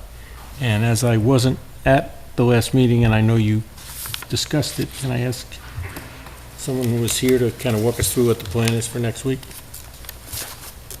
I think we were going to come up with a plan for tonight, so I look to the town manager. You want me to address it? So you have a draft agenda for the 10th in your packet. Okay. So the items that were presented to the boards and committees to discuss at that meeting, would we do a roundtable alphabetically with each board and committee and discuss the accomplishments that they've made during the last year, and if they've set any goals, to discuss those goals. And then at the end of the discussion, we do an overview of the worksheet that Paula provided at that meeting. It's the, on the back side of that draft agenda, it's a community board overview document, an expansion of the talent bank form. I know that in the invitation, Elaine included our goals to the committees. Yes. It might not hurt to put that as the first agenda item, just to, it'll set a tone for what we came up with, and maybe even come up with what last year's goals were and what we actually had accomplished on that, too. What are we hoping to get out of this meeting? So one of the things was communication between boards. The other thing was, this was somewhat not directly related to economic development, but just trying to find out what was going on with the various boards and commissions that might affect other boards and commissions and inform what we need to do going forward. Can we put something in about what the boards and committees need from us? Ask that as a question from them. What can you use? Yeah, that's not a bad thing.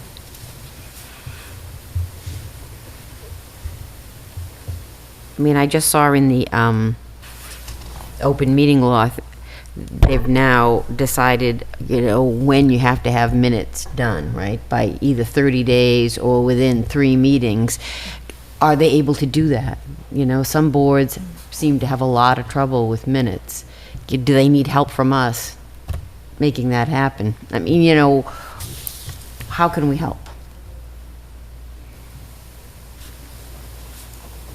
I'd actually even like to zero in specifically when we talked to them about the needs, about when we talked to the relationship between our board and the various other boards and committees. I'd like to explore the liaison position a little bit in terms of what their expectation is from us as liaisons, and also is it fulfilling their need to communicate to us? Would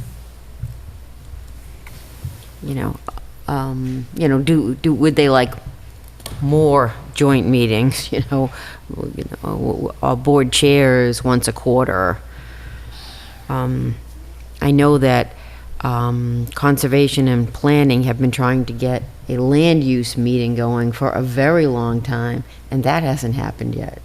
I would completely stand behind that. I know when I was chairman a long time ago, we had regular meetings of the land use chairs, and it was very beneficial. And actually, the sign-off for building permits came out of that, because prior there hadn't been one. So I think, especially if we have 2 boards, so that's something we can talk about. Is there a desire on all of the land use boards to do something like that? I think they've expressed that. I think the other thing that would be good is just a general question: is there anything else you'd want to raise in this forum? Right. Just without a structure. Out there. honestly, I think, and this is one of the things that I guess we'll talk about, is I think regularly meeting with all of the chairs just enhances and opens communication and makes sure that we're all working towards the same goals, that we're all on the same page, that we really know what the other is doing. And I think it's important. So I'm very happy that we've scheduled this workshop, and I think that there will be a lot of discussion. I'm looking forward to it. Now, I just kind of a related issue is we've agreed to try to televise these workshops. And I'm not sure exactly how that's going to work, but is there a suggestion that we do it in this format from up here, or we try to do it down there? I think that would be a mistake. I agree, but I also think it might be very difficult for it to Be televised. otherwise. But Well, we had the very large meeting with the Water District, and many people spoke at that meeting. We spoke. I think you set it up in a way that is going to be okay for the PAC to televise. Okay. I think the other question was, I know we sent this out to a cast of thousands because we invited all board members, not just chairs. And I hope that several members come because that gets a different flavor depending on what their background and historical involvement, new or old.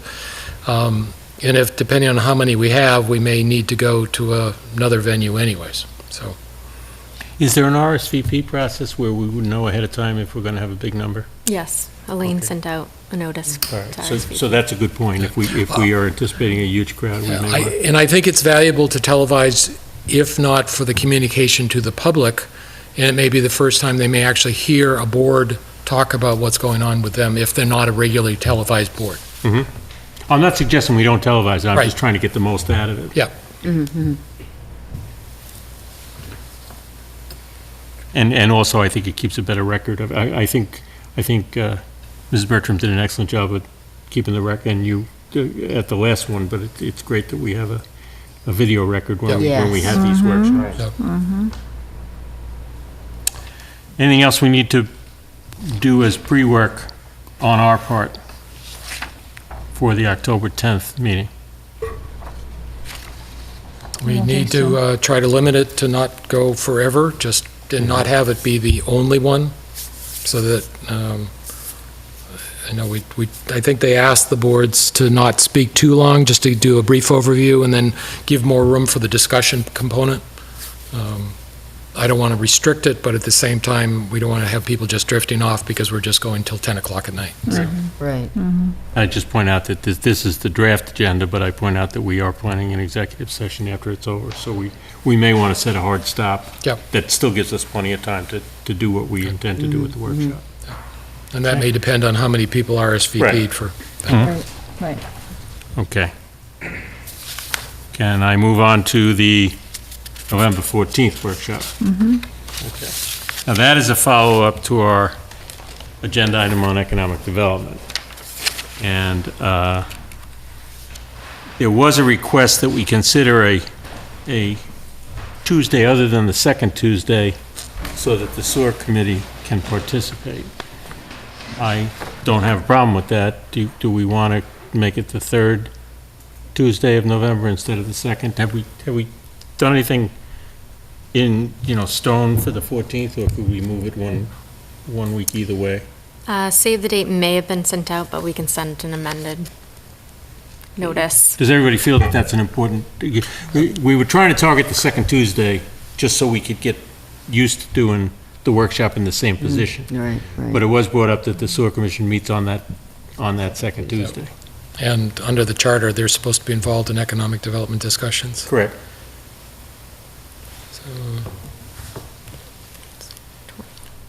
I don't have a problem moving it, but I would also, and I mentioned this at last week's meeting, or last meeting, I really would like to schedule and come up with a calendar for the building reuse discussion. And that certainly is linked in some way to the economic development discussion.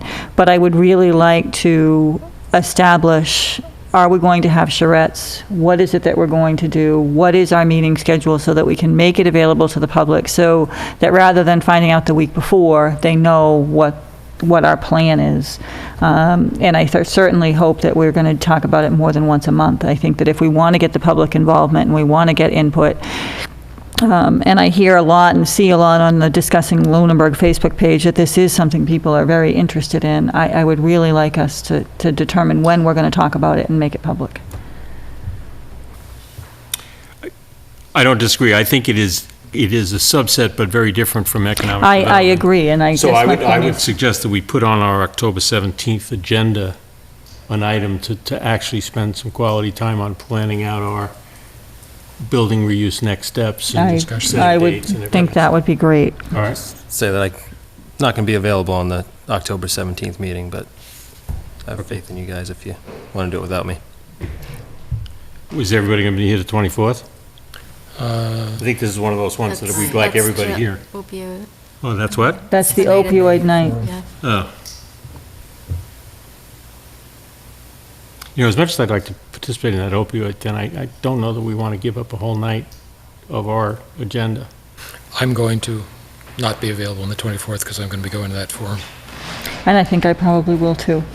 Yeah, I guess I just got overruled. That's okay. Okay. So we'll, Can we meet the last Tuesday of October? that's probably Halloween. It is Halloween. I know. I can't do that. Okay. So let's just do it on the 17th and maybe ask Damon to give us a little set of notes or something if he has any input to that topic. And it's not the last time we'll be discussing it, but we'll flush out. Right. The status of where we are and Right. what we think we're going to be doing. Okay.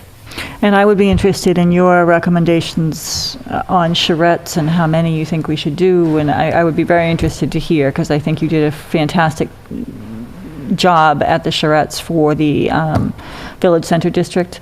And so I would be very interested in your input on what you think makes the most sense. Yeah, I'll try to write something up ahead of time so you guys have it, my thoughts. I'd say I'd call in, but that's my anniversary, so I don't know if I'm going to be allowed to do that.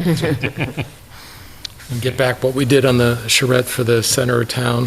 Some of that process in the background would be good too. Yeah. Right, and I wonder if Adam or someone from MRPC can track down the summary from our previous charrettes. I'm sure, I know someone took notes and we have the results of what people had sent then.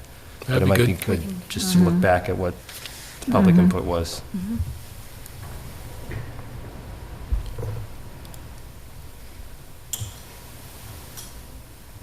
All right. So we have review economic development workshop agenda. Do we have an agenda? Am I just, No, No. that one Okay. has not No. been formed. okay, We were just talking about what date we want to have that on. okay.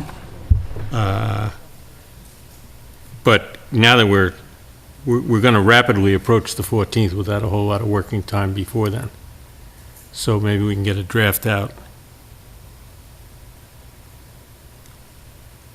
Based on our last meeting. Right.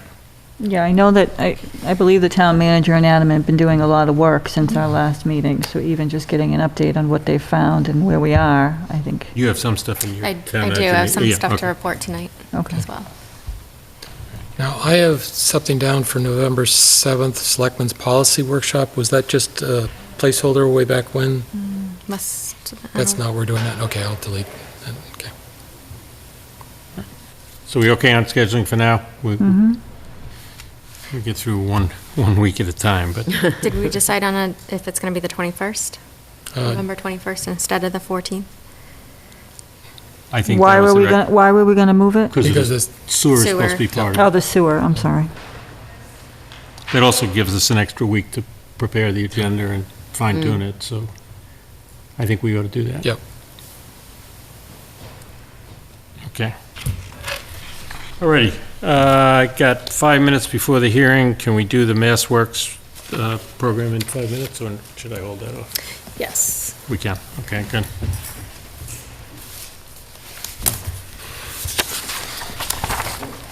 Is that in our package? Yes. You have a copy of the draft letter, and there's a letter for the chairman to sign. This is a follow-up from the meeting with the Water District, and Selectman Bertram had asked about the letter to be sent to Lancaster. I contacted the Lancaster town administrator, and he said he would accept the letter even though it's past the deadline for this grant. So would you like me to read it out loud? Okay, this is to the MassWorks Infrastructure Program in Boston. Dear MassWorks Program Office, the Board of Selectmen in the town of Lunenburg would like to endorse the MassWorks Infrastructure Grant application for the town of Lancaster. North Lancaster, the area to be served by the MassWorks proposal for construction of the new water infrastructure, abuts Lunenburg and may tie into the Lunenburg Water District for supply of the water. This expansion of the water infrastructure into North Leominster would solve a neighboring community's longstanding need to improve access to water and fire protection throughout the area. The potential area to be served by the water service has been identified as an area of economic development potential. The presence of a public water system would greatly improve the viability and marketability of this area to businesses looking to site themselves along the Route 2 corridor. Please do not hesitate to call if you have any questions, and it's signed by the chair of this board, Jeremy Toll. You know, I'm no longer in favor of this after meeting with the water department. I mean, the things in the memorandum of understanding that are so different from what they promised when they first spoke of it. For example, the water department said the water department would not share in the costs, and this memorandum of understanding says that they will. They agree to allocate the costs of such permitting, design, and construction in a fair and equitable manner. Also, when they first spoke of it, they said that Lancaster customers would be charged more. As we know, you can be, you know, Leominster charges us more for sewerage. It's certainly acceptable to do that, but this memorandum says they won't be charged more. I talked to Fran McNamara when I was at the playground work day. He's no longer in favor of it. And he said he would say that. So I don't know why we want to do this.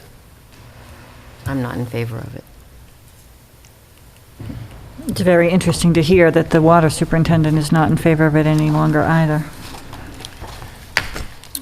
It's because he certainly didn't indicate that I don't disagree, but last week. I did watch the video, and I thought the superintendent said that the MOU we were working with was a proposal by Lancaster, and it was not the final agreement. It was just what they wanted, and they didn't agree to it. And It's not the final agreement, but it was the memorandum of understanding that they signed.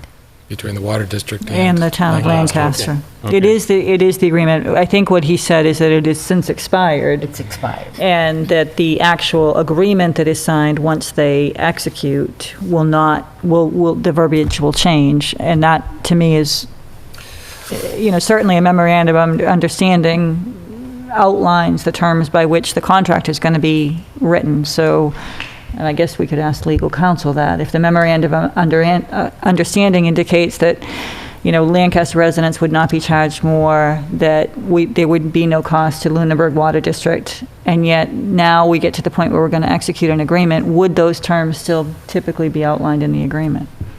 And be careful about my answer because I've not reviewed any of the documentation you're referencing. But generally, as you say, a memorandum of understanding is intended to set the stage for a future contract. However, it is a contract in and of itself, and its conditions can be binding.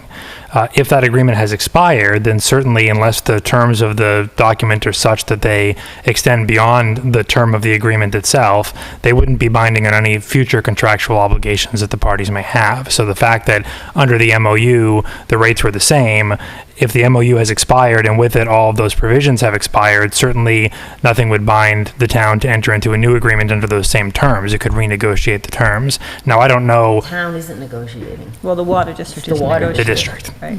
Right. I guess at this point, I would be inclined not to support this until we get a clearer understanding of a renegotiated memorandum of agreement and/or the final contract. Right.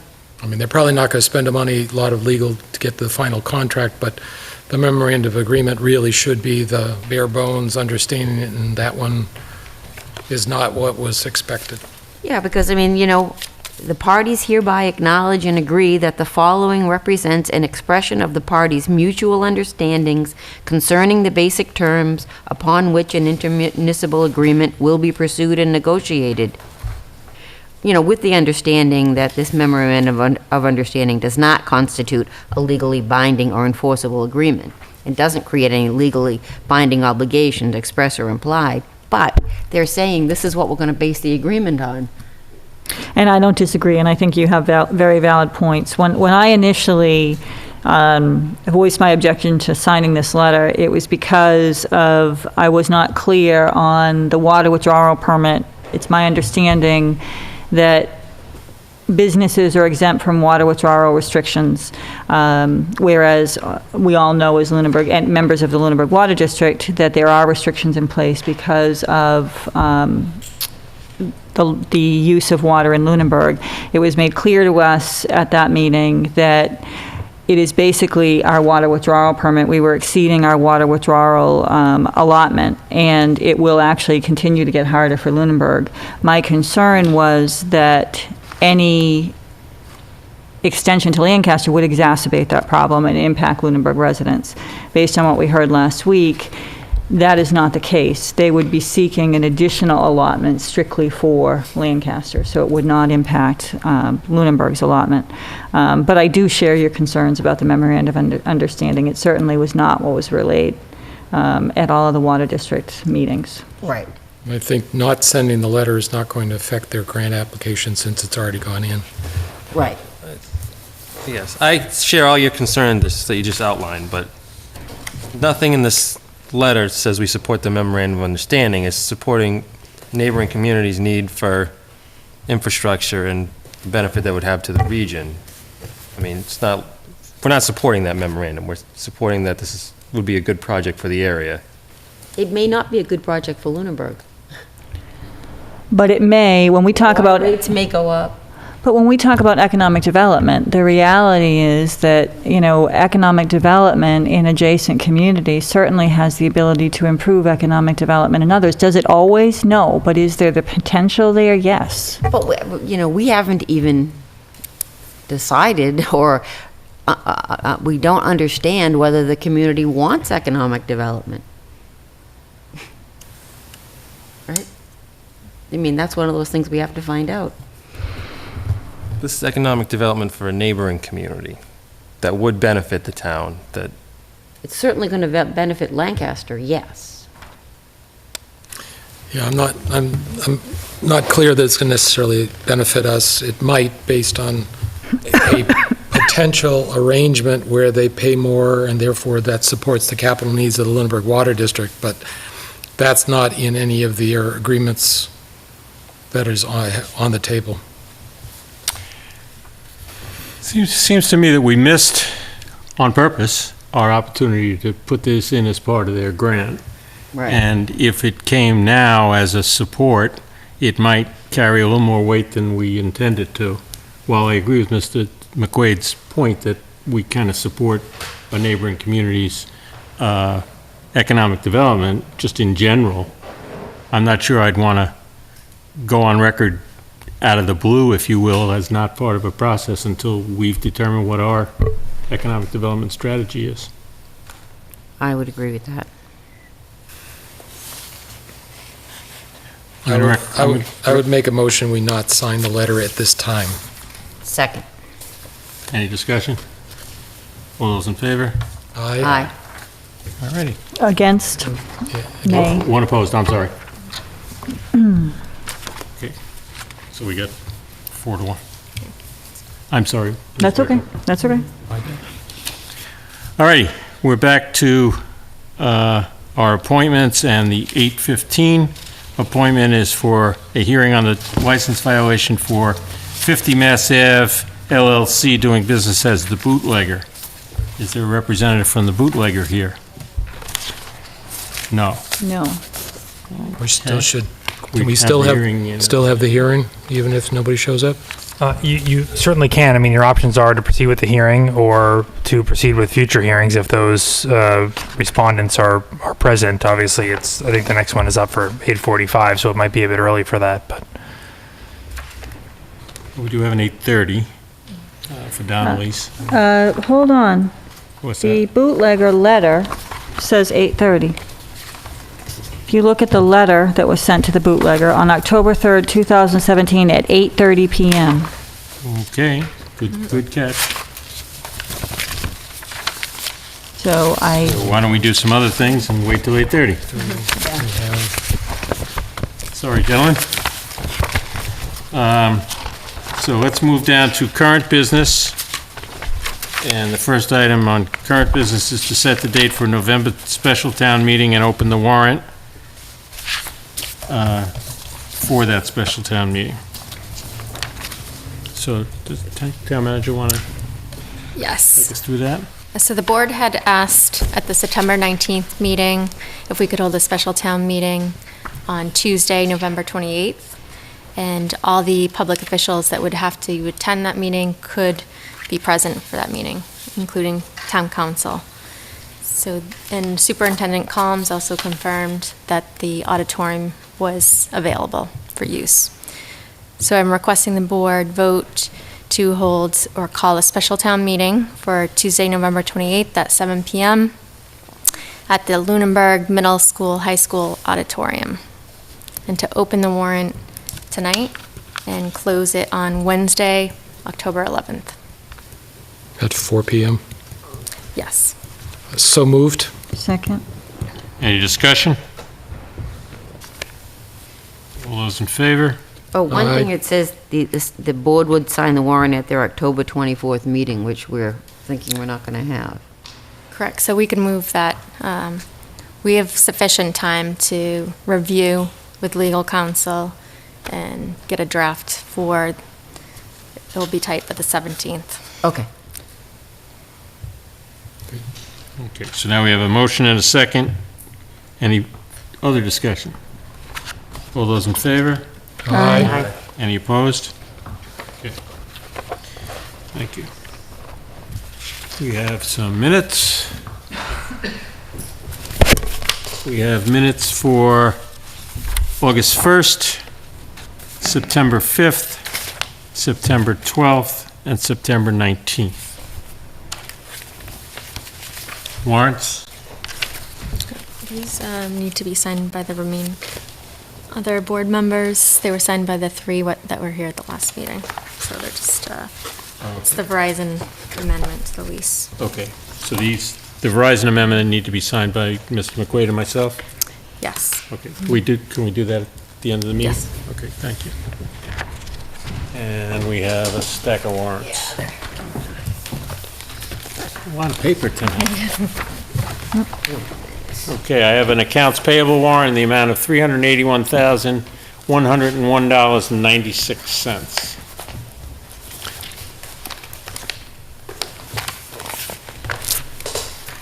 Another accounts payable warrant in the amount of $546,841.49.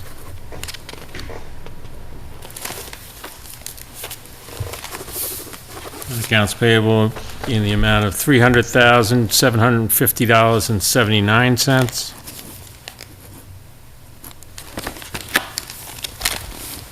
And a payroll warrant in the amount of $769,487.70. Any action file issues? Yes. Ms. Bertram? It sort of goes along with Mrs. Luck's comments under public comment relative to the state of Wallace Park. We had talked about the potential of a workshop or an agenda item to discuss Marshall Park, the parking situation, the facilities there, and I think that we should expand that, but I'd like to see something like that on our agenda in the near future, and potentially a workshop with the Park Commission to talk about our recreation land. And I also, at one time, actually several years ago now, we had met with the Park Commission to talk about the fees relative to the turf field.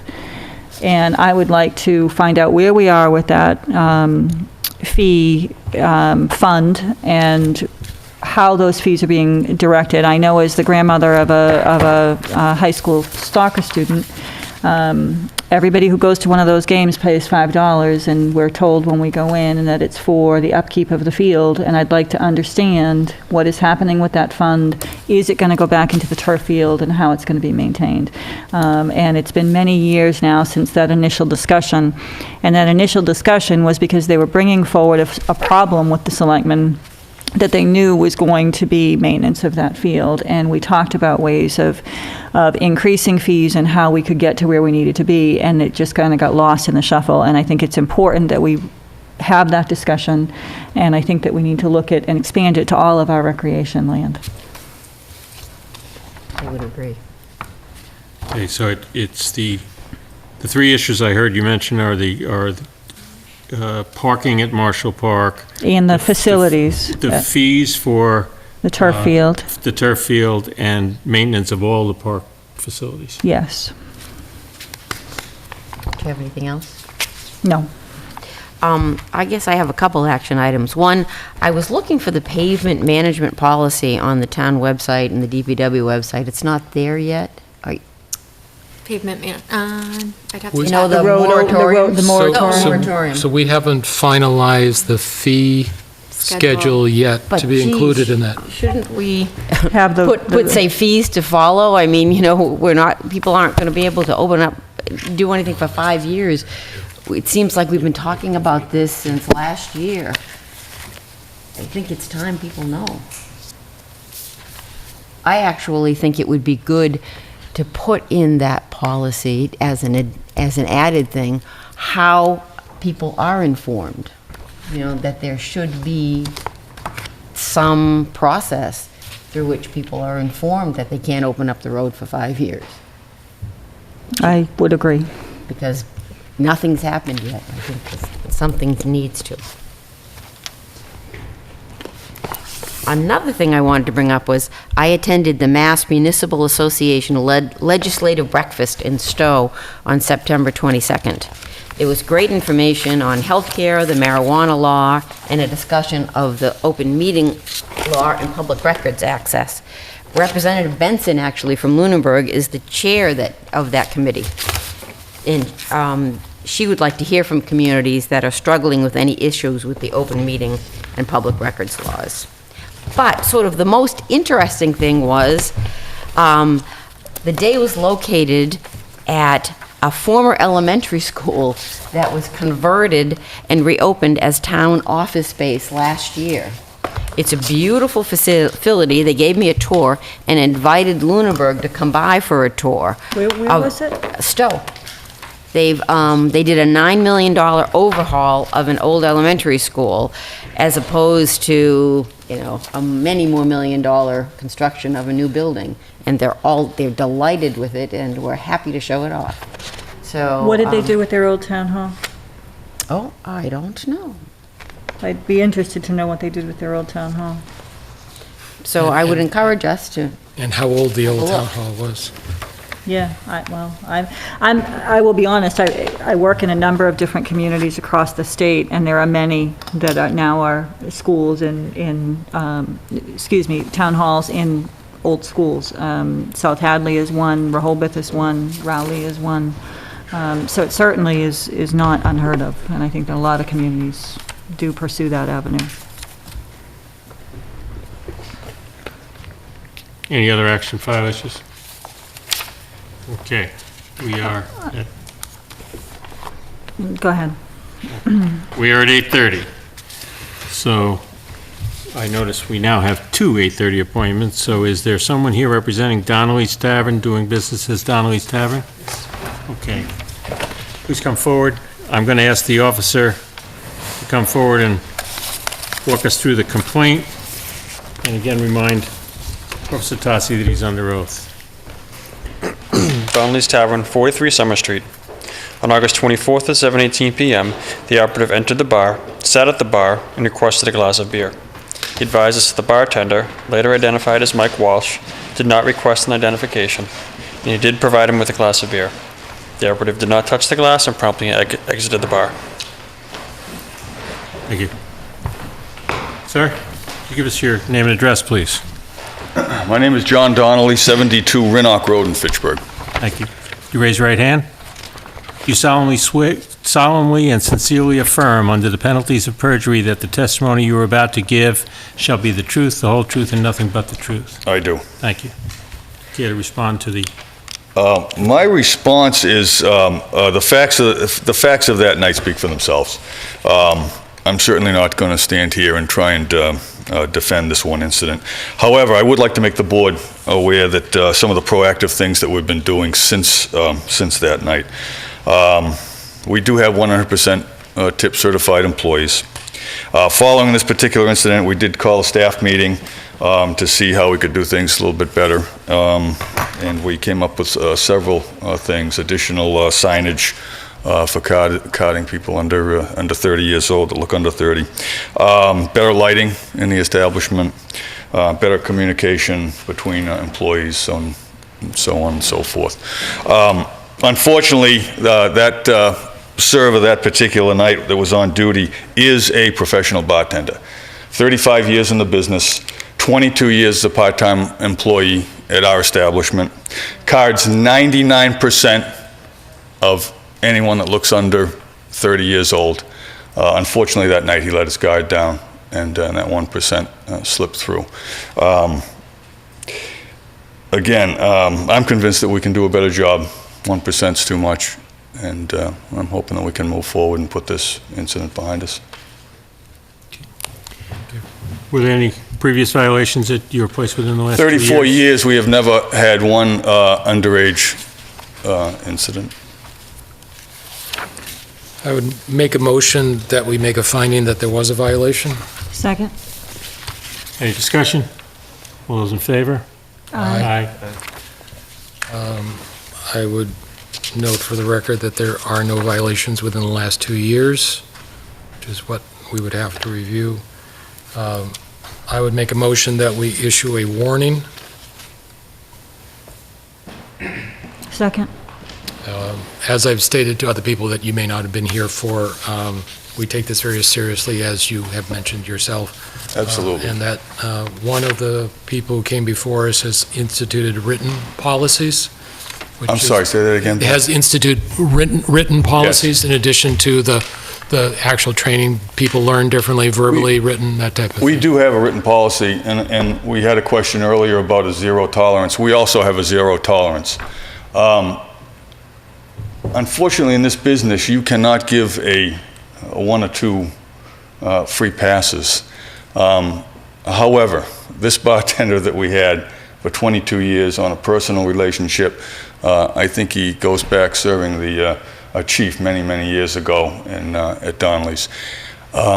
He was not fired, and I'll be right up front with that. There have been instances where bartenders have been fired for not checking IDs. He was not fired, and he's going to continue. And he knew right away. He knew he made a mistake, but he's the best. And unfortunately, even the best got beat that night. So, motion. Is there a second? Second. Any discussion? All those in favor? Aye. Okay, you'll receive a written notice of our decision. Thank you. And hopefully we won't see you again. Great, thanks. Thank you. Okay. Do we have someone here from the bootlegger? Yes, sir. 50 Mass Ave LLC, doing business as the bootlegger. That's correct. Please come forward. Could I ask the officer to come forward? Officer Tassi. The Bootlegger Restaurant, located at 50 Massachusetts Avenue. On August 24th at 7:02 p.m., the operative entered the bar, sat at the bar, and requested a glass of beer. He advised that the bartender, later identified as Julie Ware, did not request an ID, and she did provide him with a glass of beer. The operative did not touch the glass and promptly has exited the bar. Thank you. Sir, can I have your name and address, please? Yes, it's Jarrett Yost, 14 Weymouth Street, Fitchburg. Thank you. You raise your right hand. Do you solemnly and sincerely affirm, under the penalties and perjury, that the testimony you are about to give shall be the truth, the whole truth, and nothing but the truth? Absolutely, I do. You have a response to the charge. Yes, on that date, Julia Ware was a new employee. We do have an extensive training program that does cover in writing and, verbally from our trainers about, carding every single person. It was a very unfortunate incident. Miss Ware, we did let go on that night. We do institute a zero tolerance policy for that. And I've been in this business for 25 years, and this is the first time I've ever had to come in front of any type of board for such an incident. So we do have our tip certification. All of our bartenders and servers are being tip certified in the restaurant, so it's being monitored to make sure it's passed. So we've, definitely really take this mistake very, very seriously, and we're doing anything we can to make it right.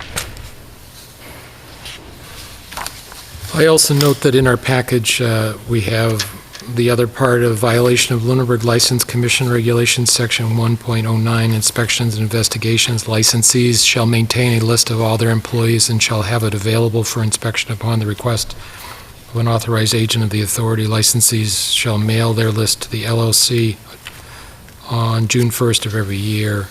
And there was a letter dated July 31st and August 30th. Final notice. Have they submitted an updated list? Do you know? This is the most current list, I believe.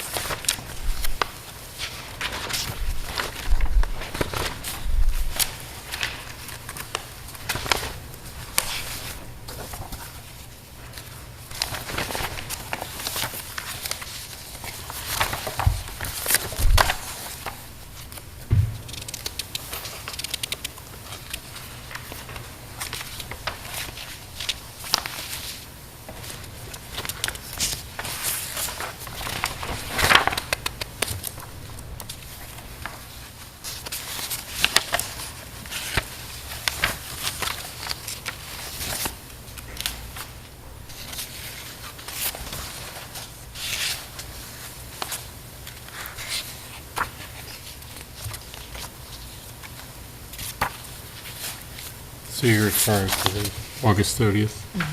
Right. There were two letters sent to them, one on July 31st and then a second one on August 30th, which was listed as final notice. And there were also a couple of emails that were sent that we have copies of.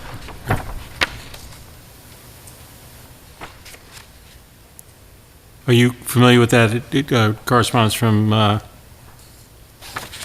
administrative staff about tip certification for, it looks like, 4, maybe 5 employees? Yes, and those employees are being tip certified, correct. being- So, yeah, so they was noted. We just made sure we tip certified those employees, but haven't responded yet. Because the requirement is for you to send a listing of everybody who's working there. And that has not been responded to. Yeah, that's something I can take care of very quickly. I've only been at the restaurant a very short period of time, so I definitely want to make sure that everything is in order.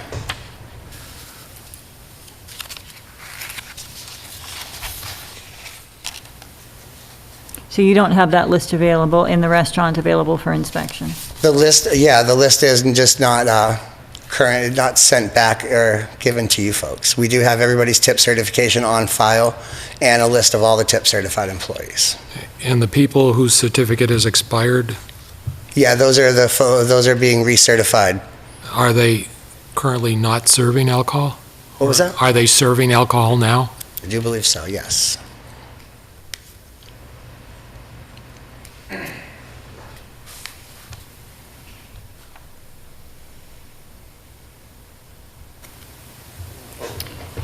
Is that a violation of ABCC regulations? So I guess I'm unclear on the respondent's answer. He said that they're being certified. Does that mean that they've been certified since these 2 letters and 2 emails were sent, and that's why they were not timely responded to? Or does it mean that they're currently serving under an expired license, which would be problematic? Yeah, they're being certified, correct. So they're not, the expired people have been recertified but not responded to. They So- have been recertified? Yes. You don't But do you have their certificates, or you don't have them? I do not have their certificates on me, no. But you have them in your restaurant? Yes.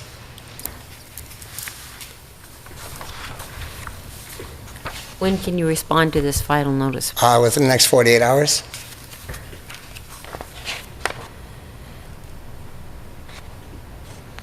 Can we do, well, I'll make a motion that that we make a finding of violation of serving somebody underage. Second. Any discussion on that? All those in agreement, please say aye. Aye. And I would say that I would be okay to an extent with, can we make a possible motion if they don't get back to us within 48 hours? Or do we have to have them come back to respond? So through you, Mr. Chairman, the challenge is that there's a relatively short, in fact, a very short period of time during which a respondent can appeal a determination, a vote by this board. So there needs to be some final act that can be appealed. I get concerned, particularly in the alcoholic beverages licensing context, with contingent votes, because they would have to appeal the contingent vote within the short period of time in order to vest their rights to challenge it. So I would generally recommend, although I defer to the board, that you not condition a vote, for example, on compliance within 48 hours, that you either choose to issue whatever penalty you deem appropriate tonight, whether it be a warning or one of the other penalties that are available to you, or you simply continue the proceedings if you don't believe you have all the information you need until such time as you have that information, and then take action at the appropriate time. Given that, I would recommend that we continue this. I'm a little bit concerned about the information that we're hearing tonight. I thought I heard you say that they're in the process of being certified, and then I asked if they're serving, and you said yes. And now I'm hearing that they are certified and you have the certificate. So I'm really unclear as to... In my response, after the incident, they were in the process of being certified. As of now, the restaurant is completely tip certified. Okay. Yeah, I can definitely respond to that within 48 hours. So I would actually make a motion that we make a finding that they violated the failure to maintain a list of employees and filed by June 1st, since a letter went out July 31st and August 30th, and today is October 3rd. I will get into what I would recommend for a penalty, which would be basically a warning. But that's my motion. And I would second that. Any discussion on that? All those in agreement, please say aye. Aye. And I would make a motion that we issue a warning on this violation.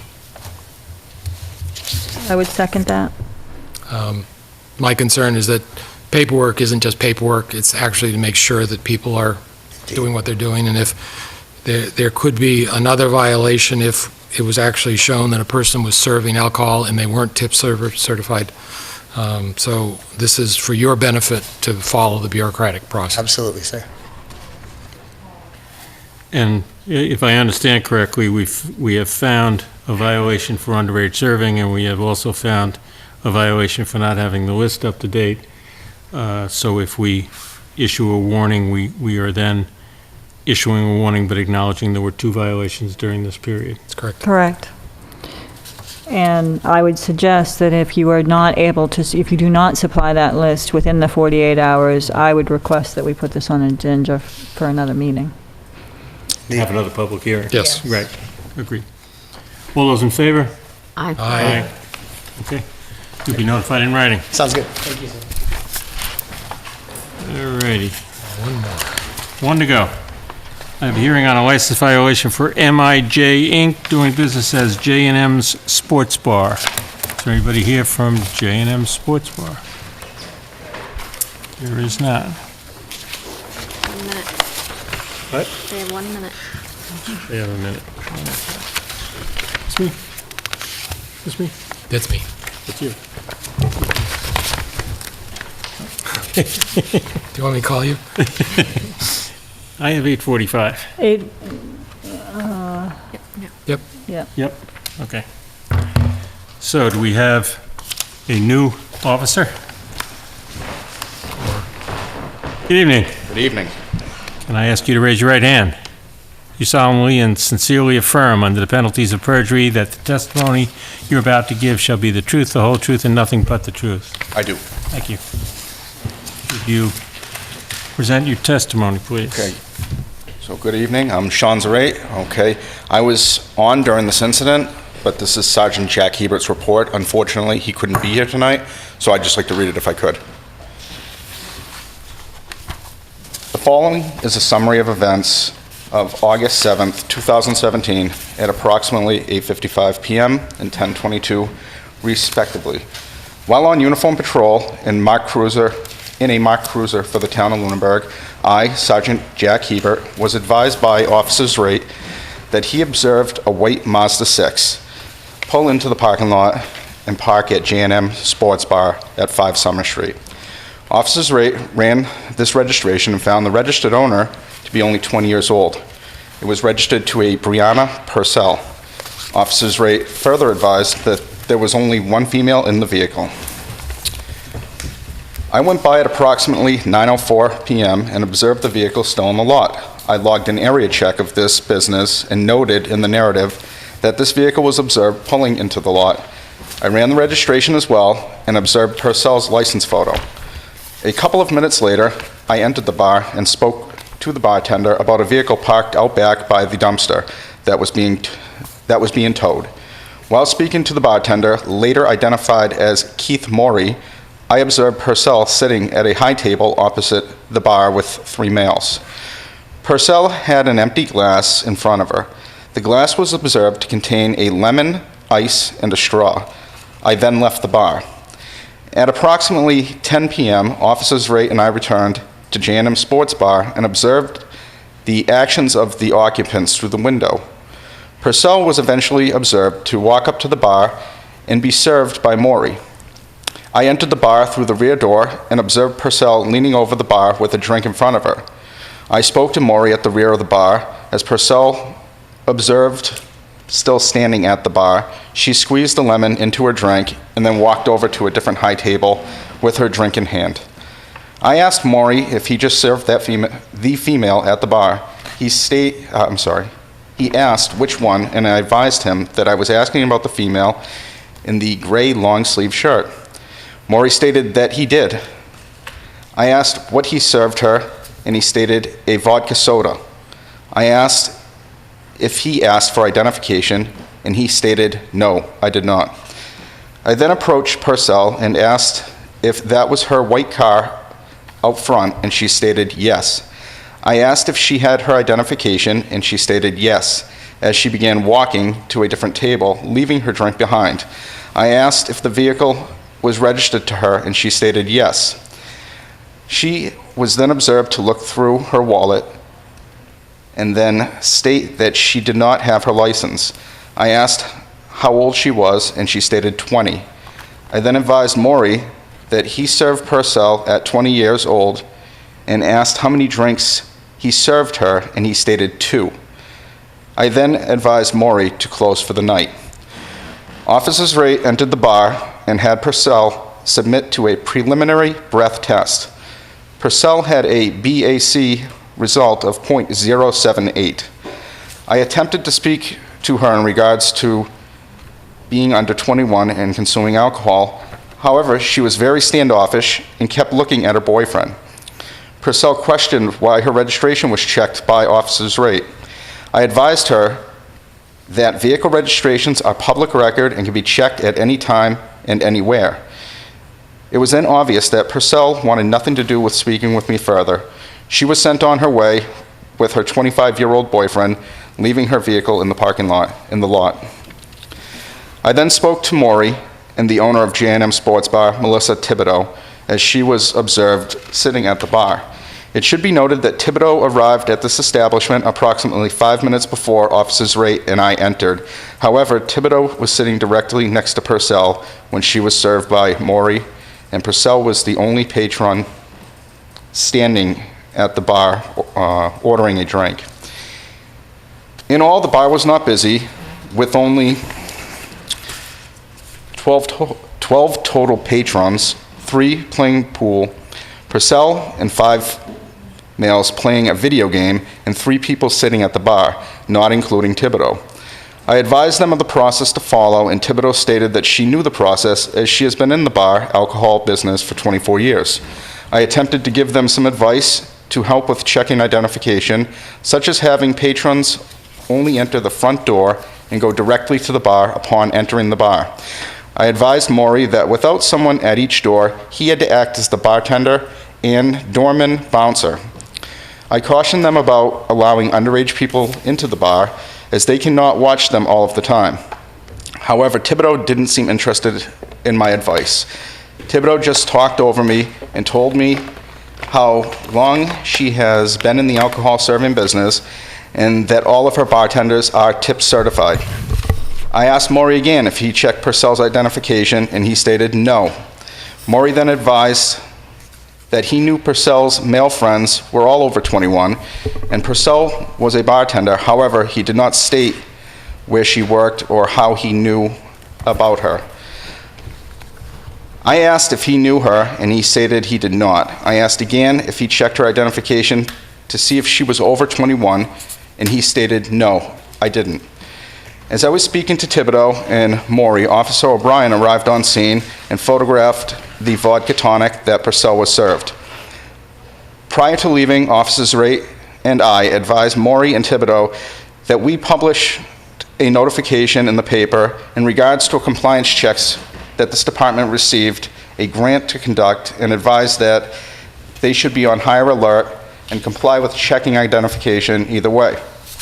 We also discussed how this incident had nothing to do with the grant. Rather, it was just by simply running a registration that started this investigation.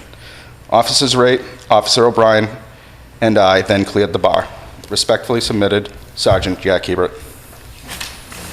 Thank you. Mr. Chairman?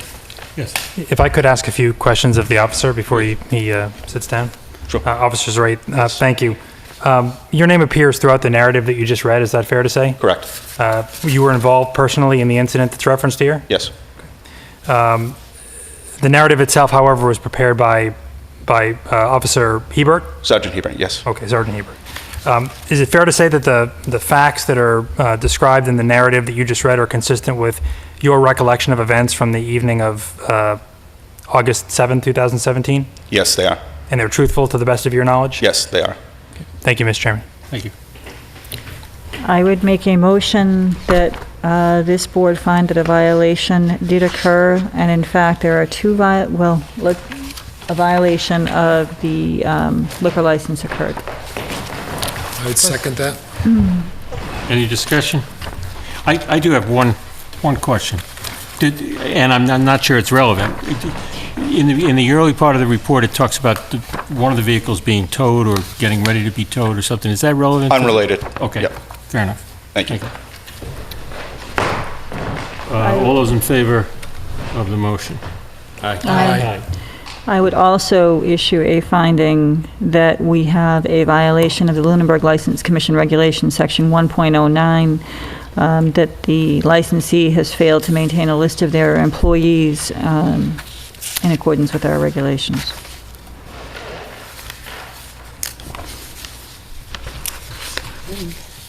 Is there a second? Second. Okay, any discussion?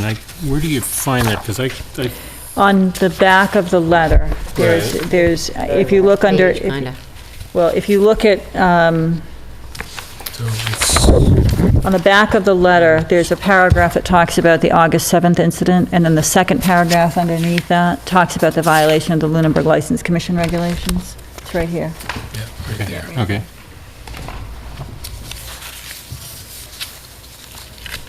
I guess I have a question as to who the license holder is. Is it Ms. Thibodeau?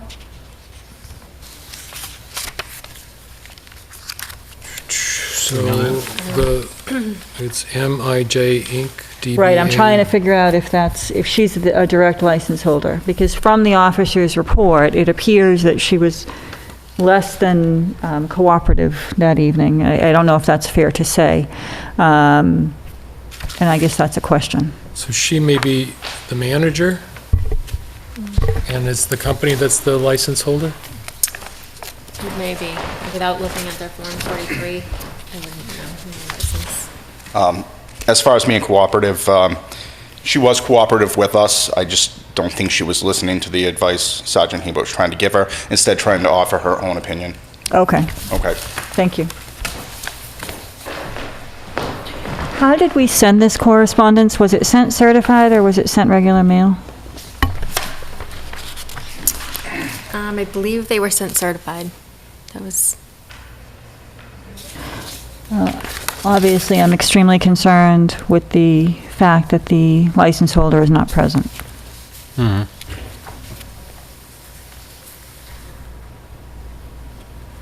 I'm sorry, did we vote on the second motion to find a finding on the Lunenburg license regulations? We did not.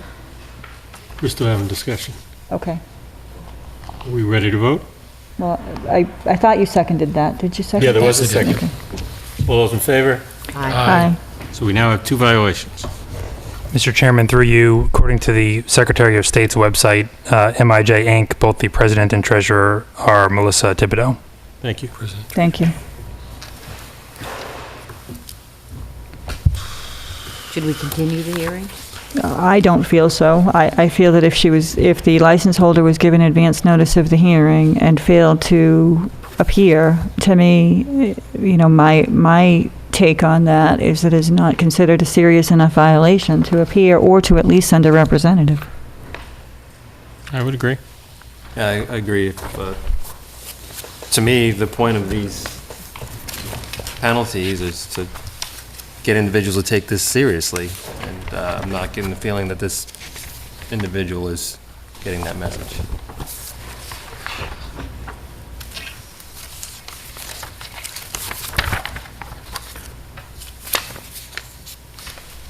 So you have, So the question becomes, if the person were here and they described how they were going to avoid it in the future, I would be willing to issue a warning, but I don't have any feedback whatsoever. That's why I asked about certified. If this was received certified and it was signed for, then certainly the individual knew of the hearing, and that's, are we certain it was sent certified? I would have to check, but I believe that was how I asked Elaine to send them. Do we have the ability to continue the hearing for the penalty phase? I would make a motion that we continue the hearing for the penalty phase and to get the license holder to a future meeting. do we have to set a date certain? Yes. You do. Yes. So, October 17th? October 17th at what time? How about We would have to check the agenda. I don't know what other appointments are scheduled for that night already, so. I think we have to continue it to a time. I would say to 7:05 PM, just to pick a time. Right. Is there a second? Second. I would,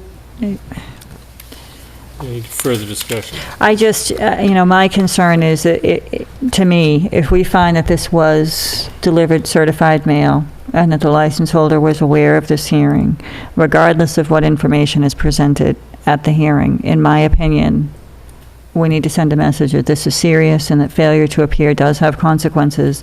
And I would go more than a warning, I would issue a suspension. And I will just be on record that that would be my preference. However, if we find that the license holder did not receive the notification, then I would be willing to consider a warning. But in my opinion, if they were aware of the hearing and failed to present, then I would issue a suspension. I don't know the timeline yet, but I would consider a minimum of 3 days.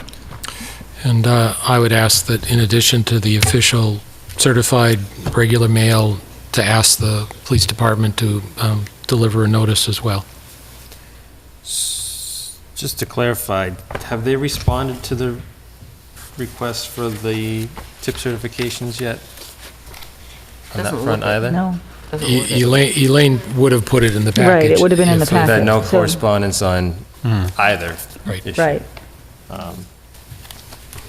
I agree with everything Ms. Bertram just said, and I wouldn't even continue the meeting personally. Yeah, I don't think I would either.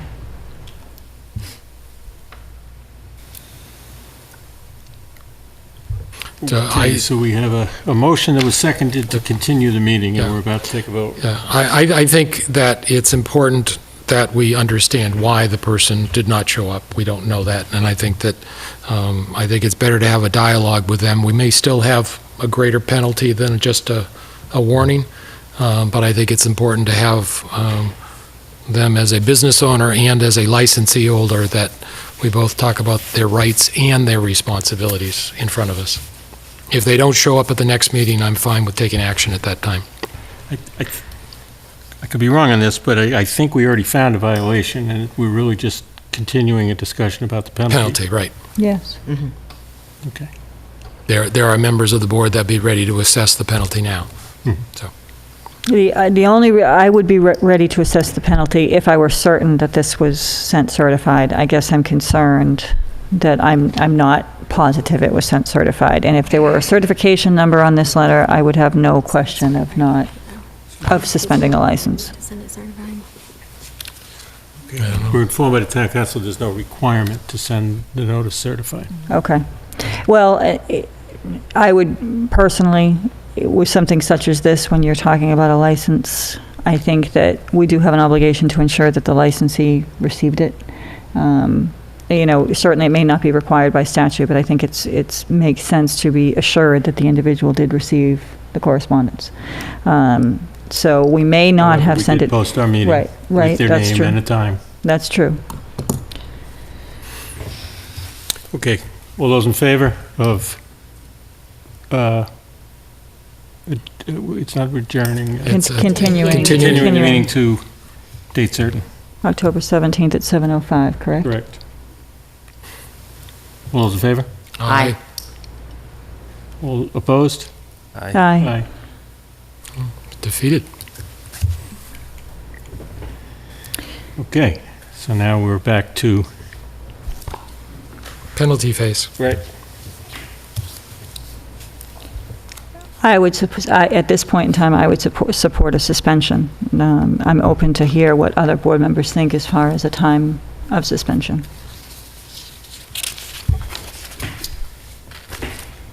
Did the guidelines say recommended Up to 7 days. 7 days? Well, it's 2 violations, though. So I think we have the But ability to it's- go up to 21, if I'm not mistaken. So, Well, I guess that's the question. Would it be considered 2 offenses, or would it be, it's 2 offenses because it's 2 separate distinct issues? You can. I've had boards, I mean, the language is what it is, and so I've had boards who have interpreted it both ways. I've had some that have said if there are multiple violations, but they both occur at roughly the same time, certainly if they're both in connection with the same incident, sometimes that's the case. Boards have considered them to be a single incident. Again, remember that these are sentencing guidelines and not obligatory standards. So I defer to the board as to what you're most comfortable with, but certainly you would be within your discretion to determine that where there are multiple offenses, that they would qualify for, in this instance, the penalty associated with the second offense, or at least the guideline associated with the second offense. Thank you. I support 2 or 3 day suspension. I have a question. If you choose a several-day suspension, do you get to choose which days? Yes. Yep, Yes. tell them. Because certainly some days would be more meaningful than others. And you need to give them enough time to file an appeal, so you don't do it for this weekend. Can you talk about the appeal process? It's a 5-day appeal process from the date that the notice is provided. That notice goes out to them certified mail so that you have record of the date of receipt, and the 5 days is calculated from that date. So my recommendation is typically to assess, in the instance of a suspension, that suspension to occur no earlier than, typically I say 10 days from the date of the board's meeting, because you want to provide a few days for that mailing to occur and for the attempted delivery and the signing of that certified mail slip. Give yourself an opportunity to get it back in the mail, to look at the date, and then of course calculate the 5 days from that date. If they were to file an appeal, the appeal would stay the suspension. Okay, and if they file the appeal to? The Alcoholic Beverages Control Commission, the ABCC that was referenced earlier, the suspension is then stayed. There's a hearing process before the ABCC. Lately, I've found the ABCC hearings are scheduled somewhere between 4 and 5 months out from the date of the appeal, typically before you're in front of the ABCC at the appeal. It's a setting much like a hearing or a trial before any other administrative agency of the Commonwealth. Can go for a day, can go for 3 days, depending upon the complexity of the matter before the commission. It's a 3-member commission. Commission takes the matter under advisement, typically renders a decision which is further appealable. So the appeal, it does not come back to this board, it goes to the ABCC. The ABCC has the discretion to remand it to the board, particularly if they believe that certain action should be taken differently based upon information that's become known to the ABCC that maybe wasn't before this board. I've found that to be rare, but it does happen from time to time. Okay, thank you. Is there a recommendation? Have a look at a calendar.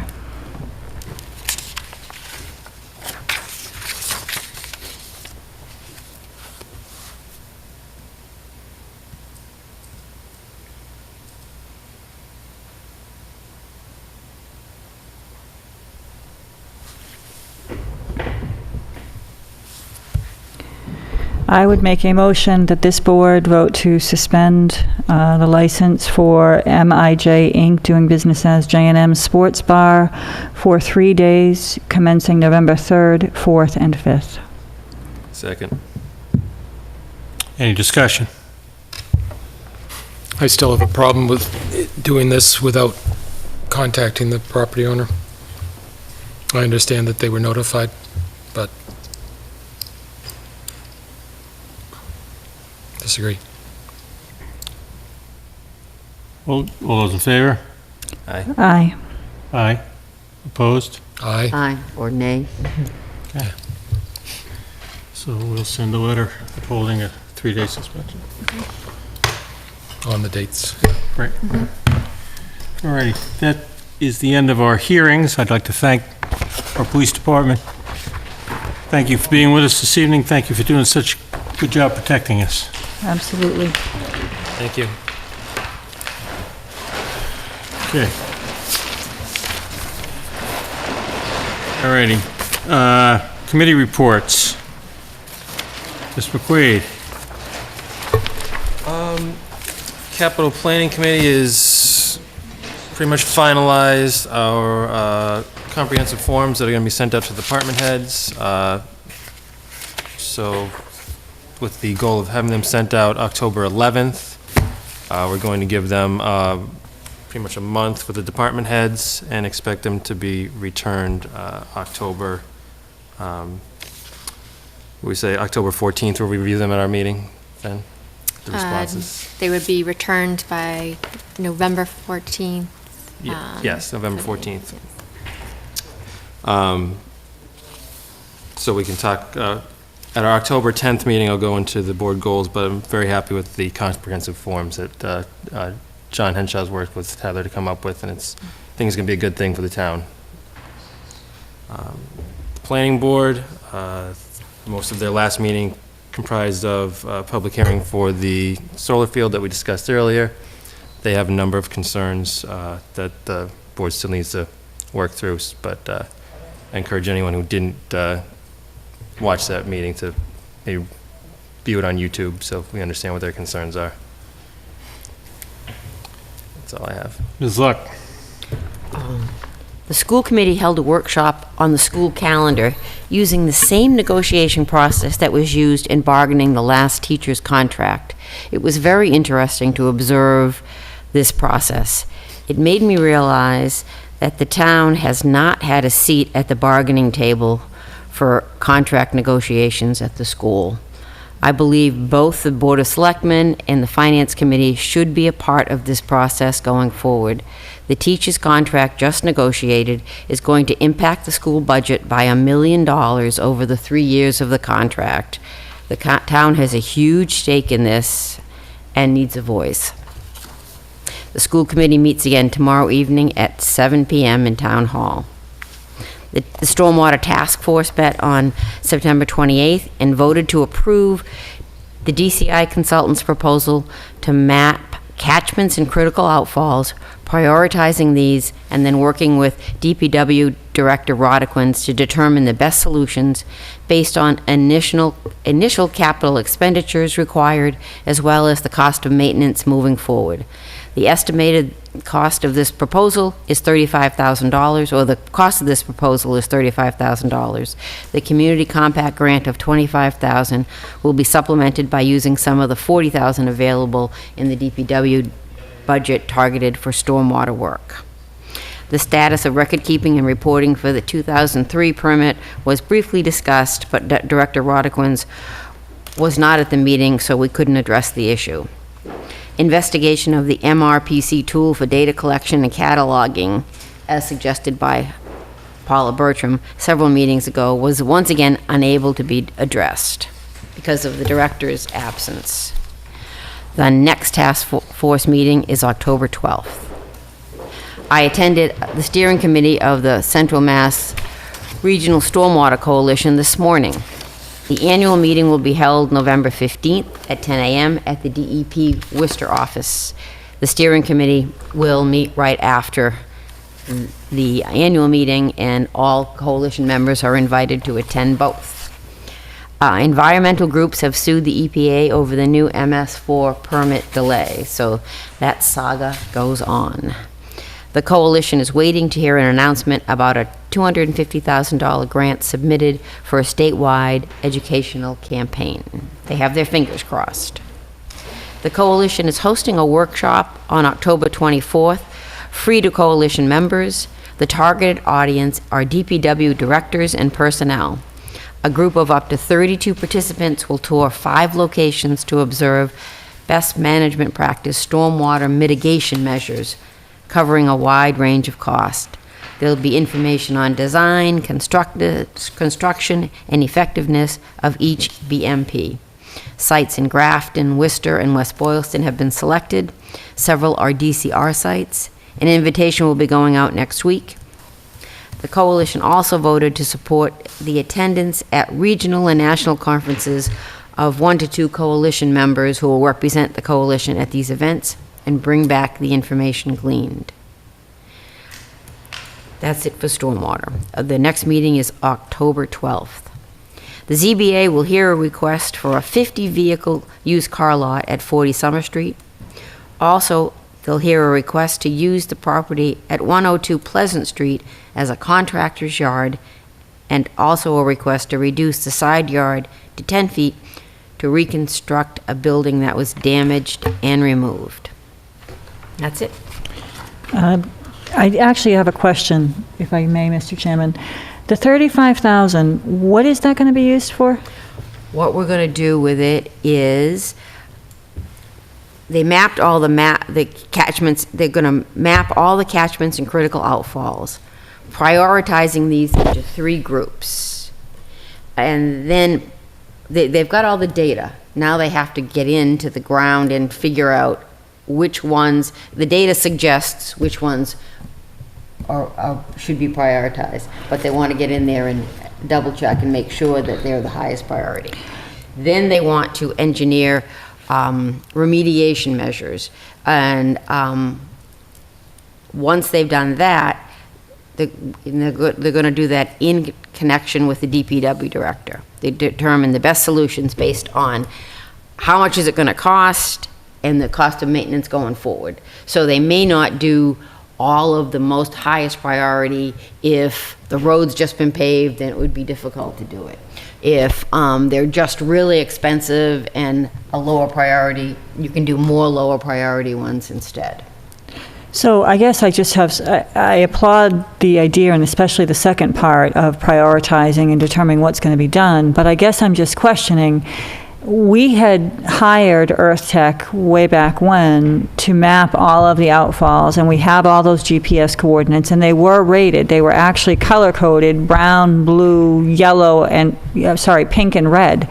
And you can look at the map of the town, and I have all the GPS coordinates of all of those structures, and they were rated at that time. Certainly, there may have been changes, but I guess I'm questioning the mapping component because we already paid to do that, and we paid somewhere in the neighborhood of $40,000. So I'm questioning if we're redoing what we've already done,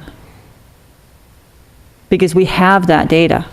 I mean, I specifically, as a member of the public, and a member of the Stormwater Task Force on Hickory Hills, obtained a copy of the files for the Hickory Hills area. So I know that at one point in time, now whether or not we still have them or not, I don't know, but at one point in time, we had a map showing every structure in the town. Well, you know,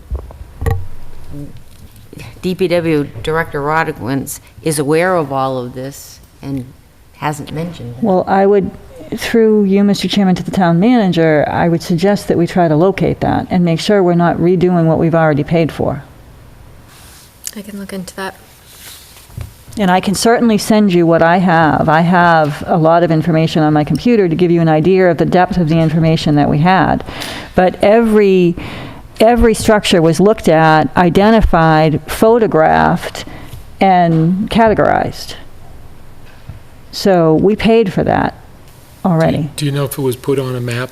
Yes. Okay. Whether it was a GIS layer, I don't know, but I can tell you that the entire community was mapped. Okay, good. What year was that? I want to say 2007. I have that at home on my computer. I can certainly send you what I have. Thank you. Mrs. Bertram, do you have any committee reports? I don't. The MPO meeting is canceled for October, and Conservation's meeting tomorrow. No report.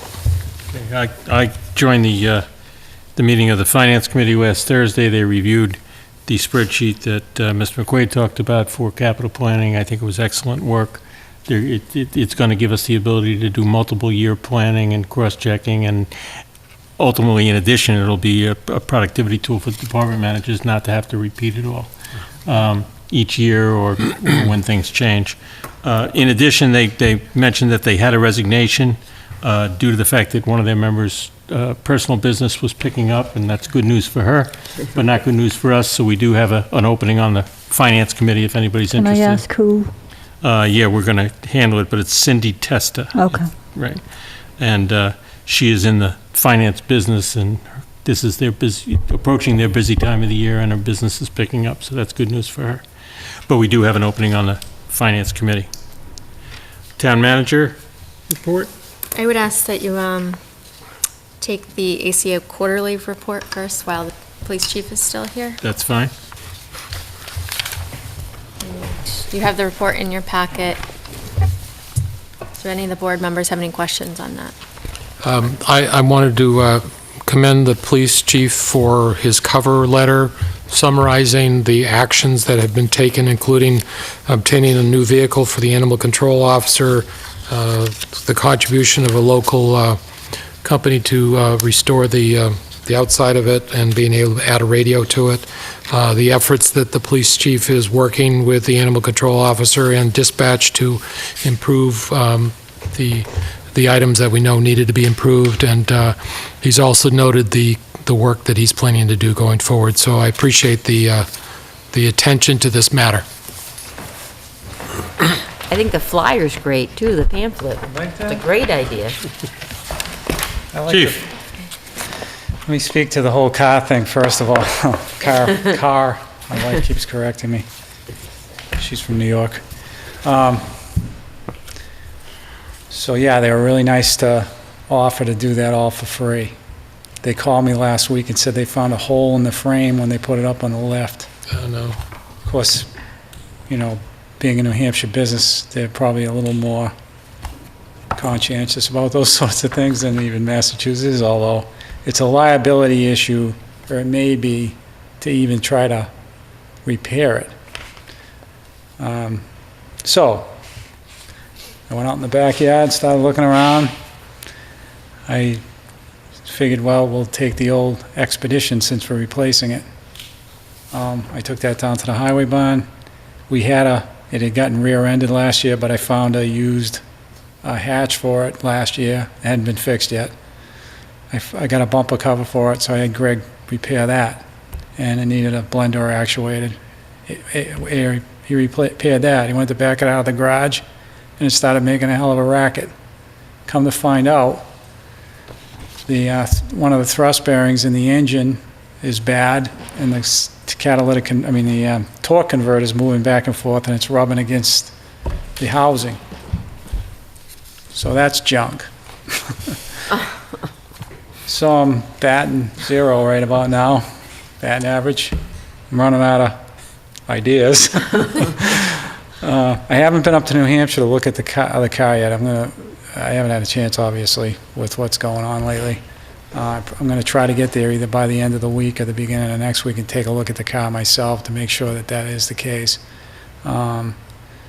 So that's my story. So clearly, if we're going to provide a vehicle, it needs to be a safe vehicle. And Right. I mean, perhaps there's somebody out there that's ready to trade in a vehicle that they might be willing to donate to the town, but Yeah, I'm gonna check with the state to see if they're running an auction. Sometimes the towns, cities and towns can obtain some of those vehicles for very little money. I'm gonna look at that avenue. I'm gonna take another look at our fleet and see if there's something else maybe I can find that'll fit. I mean, I'm trying not to deplete our spare vehicle fleet because it's really important to us. You know, Friday morning was a perfect example of that. I think we used every car we had. So anyways, I'm sorry it's taken so long. This is what my challenge. Of course, I didn't want to rush them. They're doing it for free, and it's been since July, obviously, but I apologize for that. Not really much. I don't know anything about cars, but it feels like you could take the engine from one and put it in the good engine and the good frame together. Yeah, I mean, That sounds a lot easier than it is. Let me tell you, I have a car in my garage that's been in that process for a long yeah, time. and, you know, and I'm really surprised. The Crown Victoria frames are really good. I was surprised to hear that, and I still want to take a look at it because I've actually never heard of that happening to a police interceptor. At least, I mean, that one's old. It's an 03 or 04. However, it was kind of a shock to me. But I'll resolve it somehow. It's just, in the meantime, I told you this before, I was going to give her a portable radio. I'm really hesitant to do that because of there's some serious quality problems with portables, so I don't want to get in trouble with that. But I think I'm going to do it anyway, and just, you know, with a warning that it may not always work, and I'll hope that we don't have a problem. Anyways, that's that piece of it. If there's any other questions, I'm happy. That's why I stayed. If there's, I think things will get better. And I think I alluded to this in my email to you today. You know, my hope is that when the new director comes on at dispatch, that some of those little issues we can get on board. You know, we can kind of get on the same page with. So, trying to eliminate that. And again, per your email, I didn't include all the offense reports with that report. Just didn't have the time to go redacting all the information that I would add to redact. no, we don't need to have that level of detail as a policy-making board, so I think... Good way to do it, though. If there is a question, obviously, I'll just provide it based on any questions you have. That's easy. To do them all, there's quite a few of them, actually, in the 3 months. We're trying to be more proactive with respect to reporting, so... Thank you. Thank you, Chief. Getting there. Okay. Thank you. All right, you're welcome. Have a nice night. Okay. Yep, thank you. You too. Good night. Okay, the rest of the town manager Yes. report. So we held the kickoff meeting yesterday with local businesses that is being facilitated by Montechusett Regional Planning Commission as part of the district local technical assistance grant the town received to promote local businesses and create a partnership between the town and the business community. This was the first workshop, and this was with local business owners, and it was to hear their thoughts on the strengths, weaknesses, opportunities, and challenges in doing business in Lunenburg. Provided in your materials tonight is a summary of the thoughts, concerns, and ideas shared by everyone at that meeting. And also MRPC has provided a Esri retail marketplace profile, and this shows what type of businesses bring in consumers from outside of Lunenburg, as well as what type of businesses lose consumers to businesses outside of Lunenburg. There were a number of ideas shared, and one I found encouraging because we have identified this as part of our future updated website is a desire to have a central directory of all businesses in town. The next workshop will be on Monday, November 6th at 7 p.m. in this meeting room, and this one will be for residents to come and voice their ideas about the business community in Lunenburg, what types of businesses they would, and what type of businesses they would like to see. The next business workshop meeting will be on Monday, November 13th at 9:30 a.m. in this meeting room.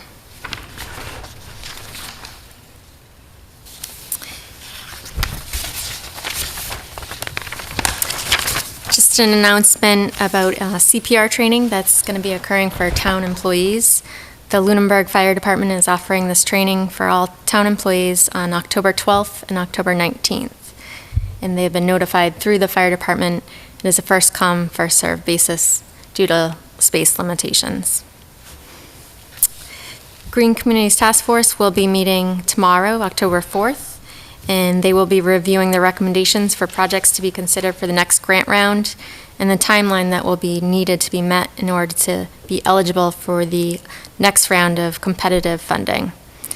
There'll be discussion on the 5,000 District Local Technical Assistance Grant that will pay for grant administration services to be utilized to apply for the competitive Green Communities Grant. The Town Hall Painting Project, the bids are due Wednesday, October 11th at noon, and currently there are 9 companies that have requested the bid package. Town Council will be holding office hours on Monday, October 16th from 3 to 7 p.m., and Monday, October 30th from 2 to 6 p.m. And I will be sending out a doodle survey with some advice on how to schedule appointments because the last meeting, some were double booked, and with the assumption that they were doing a joint meeting. And if people, we're going to be leaving a little space between the appointments too, so if there's any overrun. So things we're learning as we're going through the process. I'm popular, I guess. Yeah. Very. The Bylaw General Code E360 is now completed, and it is on our website. It's on the home page, so you'll be able to access it. And just for anyone who has not accessed it, it is very user-friendly. It has a search capability where you can search for any kind of search words throughout the I was charter. on the home page today. What does it say? It's on the left-hand side on the very Under top. public notices. Under public notices, and it says just charter. It says bylaws, general code. Yeah. It's great.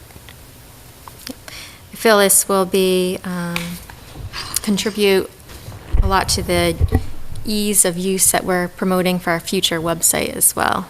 And just for point of reference, this project was started in fiscal 2013. So, long time coming. The rental of TC Pasio's kitchen space. In August, I was contacted by a local business owner that was interested in renting the kitchen space at TC Pasio's.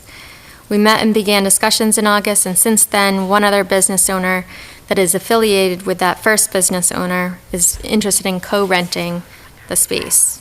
We have met and corresponded in the last 2 months to address all the questions that relate to renting space and special requirements that would have to be met since it is being used for commercial kitchen space.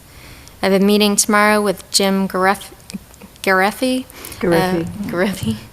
of Neshoba Associated Boards of Health to discuss the Board of Health food service permit. This would also require a grease trap permit from the Sewer Commission and a hood inspection from the Fire Department. The renter would be required to have the limits of insurance coverage as recommended by our insurance carrier and name the town as an additional insured. The rental fee would cover electricity, gas, water, sewer, and trash disposal costs and the use of the existing commercial equipment. Attorney Costa has provided a draft agreement that I am currently reviewing, and the term would be a month-to-month agreement. In light of the article that was in the Sentinel yesterday about opening a community kitchen in Lunenburg, and the interest that has been expressed by those referenced in the article, as well as at the DLTA business workshop held yesterday, I caution that this is in fact does deserve exploration of a community kitchen, but a rental of that space is already currently in progress. Starting off renting to one or two local businesses will provide us the opportunity to find out what works and what doesn't, and I would look at this as similar to a pilot program. And this will give the town sufficient time to explore all the logistics of sharing space with multiple business owners. I've contacted the Worcester Chamber of Commerce, who is part of forming the Worcester Regional Food Hub, to request information on that formation.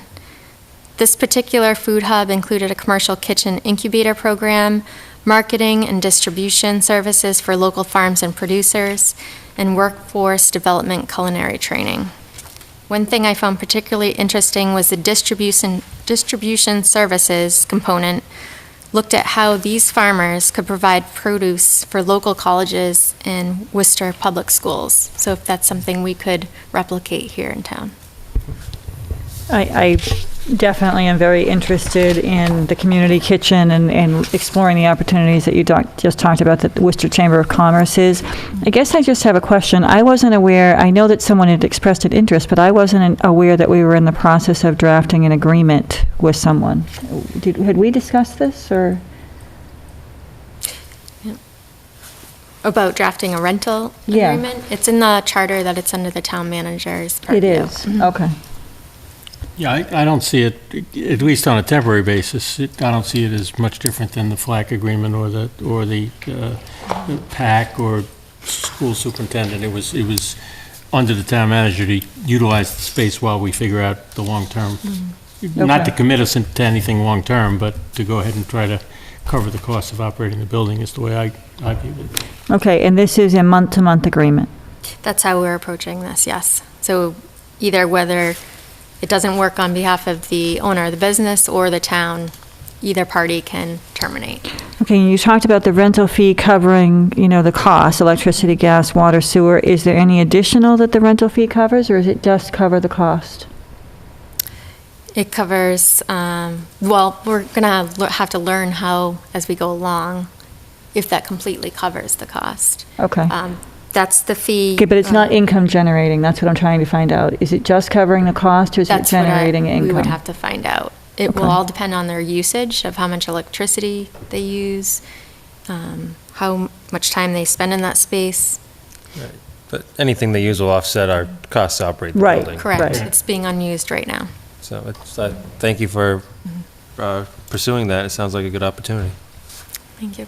Yeah, I'd just like to comment that I happen to have sat in on the DLTA Business Town Partnership meeting the other morning, and there was a lot of energy for a lot of creative ideas, but there was specifically a lot of energy for something like that. And the article in the Enterprise kind of was positive in terms of its possibilities. Yeah, there's definitely a lot of talk about a community kitchen or some type of commercial enterprise utilizing the cafeteria. It definitely is generating interest. Great. Anything else? No, nothing at this point. Great. Okay, we have some appointments and resignations. Town manager appointment of the sewer commission minutes clerk. I am requesting the board ratify the appointment of Jane Rainley to the position of board clerk for the sewer commission. Can I just ask, didn't we appoint a board clerk? And she resigned, and I can't think off the top of my head what reason the resignation was. Was she the one that was only available for a certain period of time? Yeah. Okay. While they were trying to find somebody. I would make a motion that we ratify the town manager's appointment of the sewer commission minutes clerk. Second. Any discussion? All those in favor? Aye. And we have two resignations. One resignation from the APDC Historic Commission representative, Cullen Dwyer, and there is a letter in your package on his resignation. We would be looking, if anybody is interested in joining the APDC, it would be the position that is earmarked but not necessary, but preference to be a historical commission representative. Is it, or is that there? I think this I may think, be, yeah, that I is think one this that is that's their for. their As I was appointment. saying that, I But said- there is another vacancy as well that's open, Right. I believe. Okay, so there are vacancies on the APDC commission. As a result of that resignation, we'll have a position that we'll ask the historical commission to appoint as well. Might I suggest we send Mr. Dwyer a letter of appreciation for his time he spent on the board? Right. And as I mentioned, there's a resignation from the Finance Committee, Cindy Testa. Again, she enjoyed her time on the board, but personal commitments require that resignation, and we are looking for a replacement. That is an appointment that's made by the several people, the moderator, et cetera, but anybody interested could and should file a talent bank form if they're interested in serving on the Finance Committee. We do have 2 letters of appreciation for those 2 members that resigned from. As soon as you ask, see how good she is?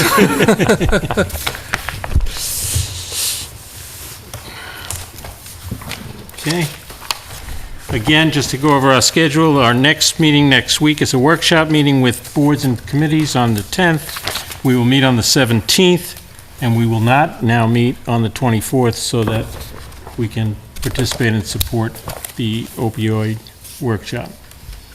Is there any public comment from the public? There's no public left. Any public comment from the board? Yeah, I probably should have said this when the chief was here earlier, but I wanted to express my appreciation for the work that the department does, and in light of recent events they've had to deal with, highlight that it's a dangerous job, and we should be doing everything we can to support them. And I know it's a discussion for budget season, but I'm going to be in favor of supporting added personnel for the department. I'd just like to make one kind of general statement about, again, the topic of public comment at board and committee meetings, and maybe this is something we can bring up at our workshop next week. But as part of the resignation process, I see some communications between board members and chairs of those committees, and it is a difficult job to be on a board or committee in this town. There's homework to be done, there's meetings to attend, there's subcommittee meetings, et cetera. And when citizens exercise their right, which they certainly have, to speak at those meetings, I would encourage them to remember that the people they're speaking to and about are volunteers and have the best interest of the town at heart, or they wouldn't be doing that job. And I think that certain allegations of being quite forceful and abusive and threatening at some of those meetings, it's inappropriate when we're talking about a public committee. I'll say no more tonight, but I do think that as we talk about boards and committees and what we can do to help them, it's important for us to reinforce the fact that we're very dedicated to getting input from the public, but there's a way to give input without intimidating or threatening or belittling somebody who's giving their time and effort to the town. The only other thing I'd like to say is I'd like to thank Adam Costa, who's our new town council. I appreciate you being with us tonight. I really like what I've seen so far, and I'm glad you're part of the team.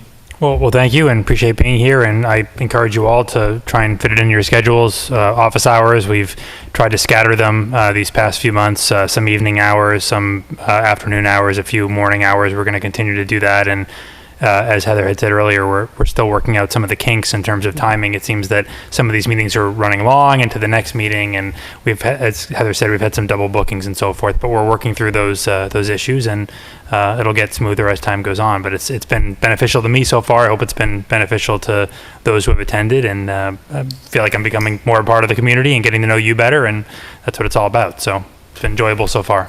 Thank you. Thank you. Great. Thank you. Can I get a motion to adjourn? Motion to adjourn. Second. All those in favor? Aye. Aye. Good night, everybody. What, no discussion?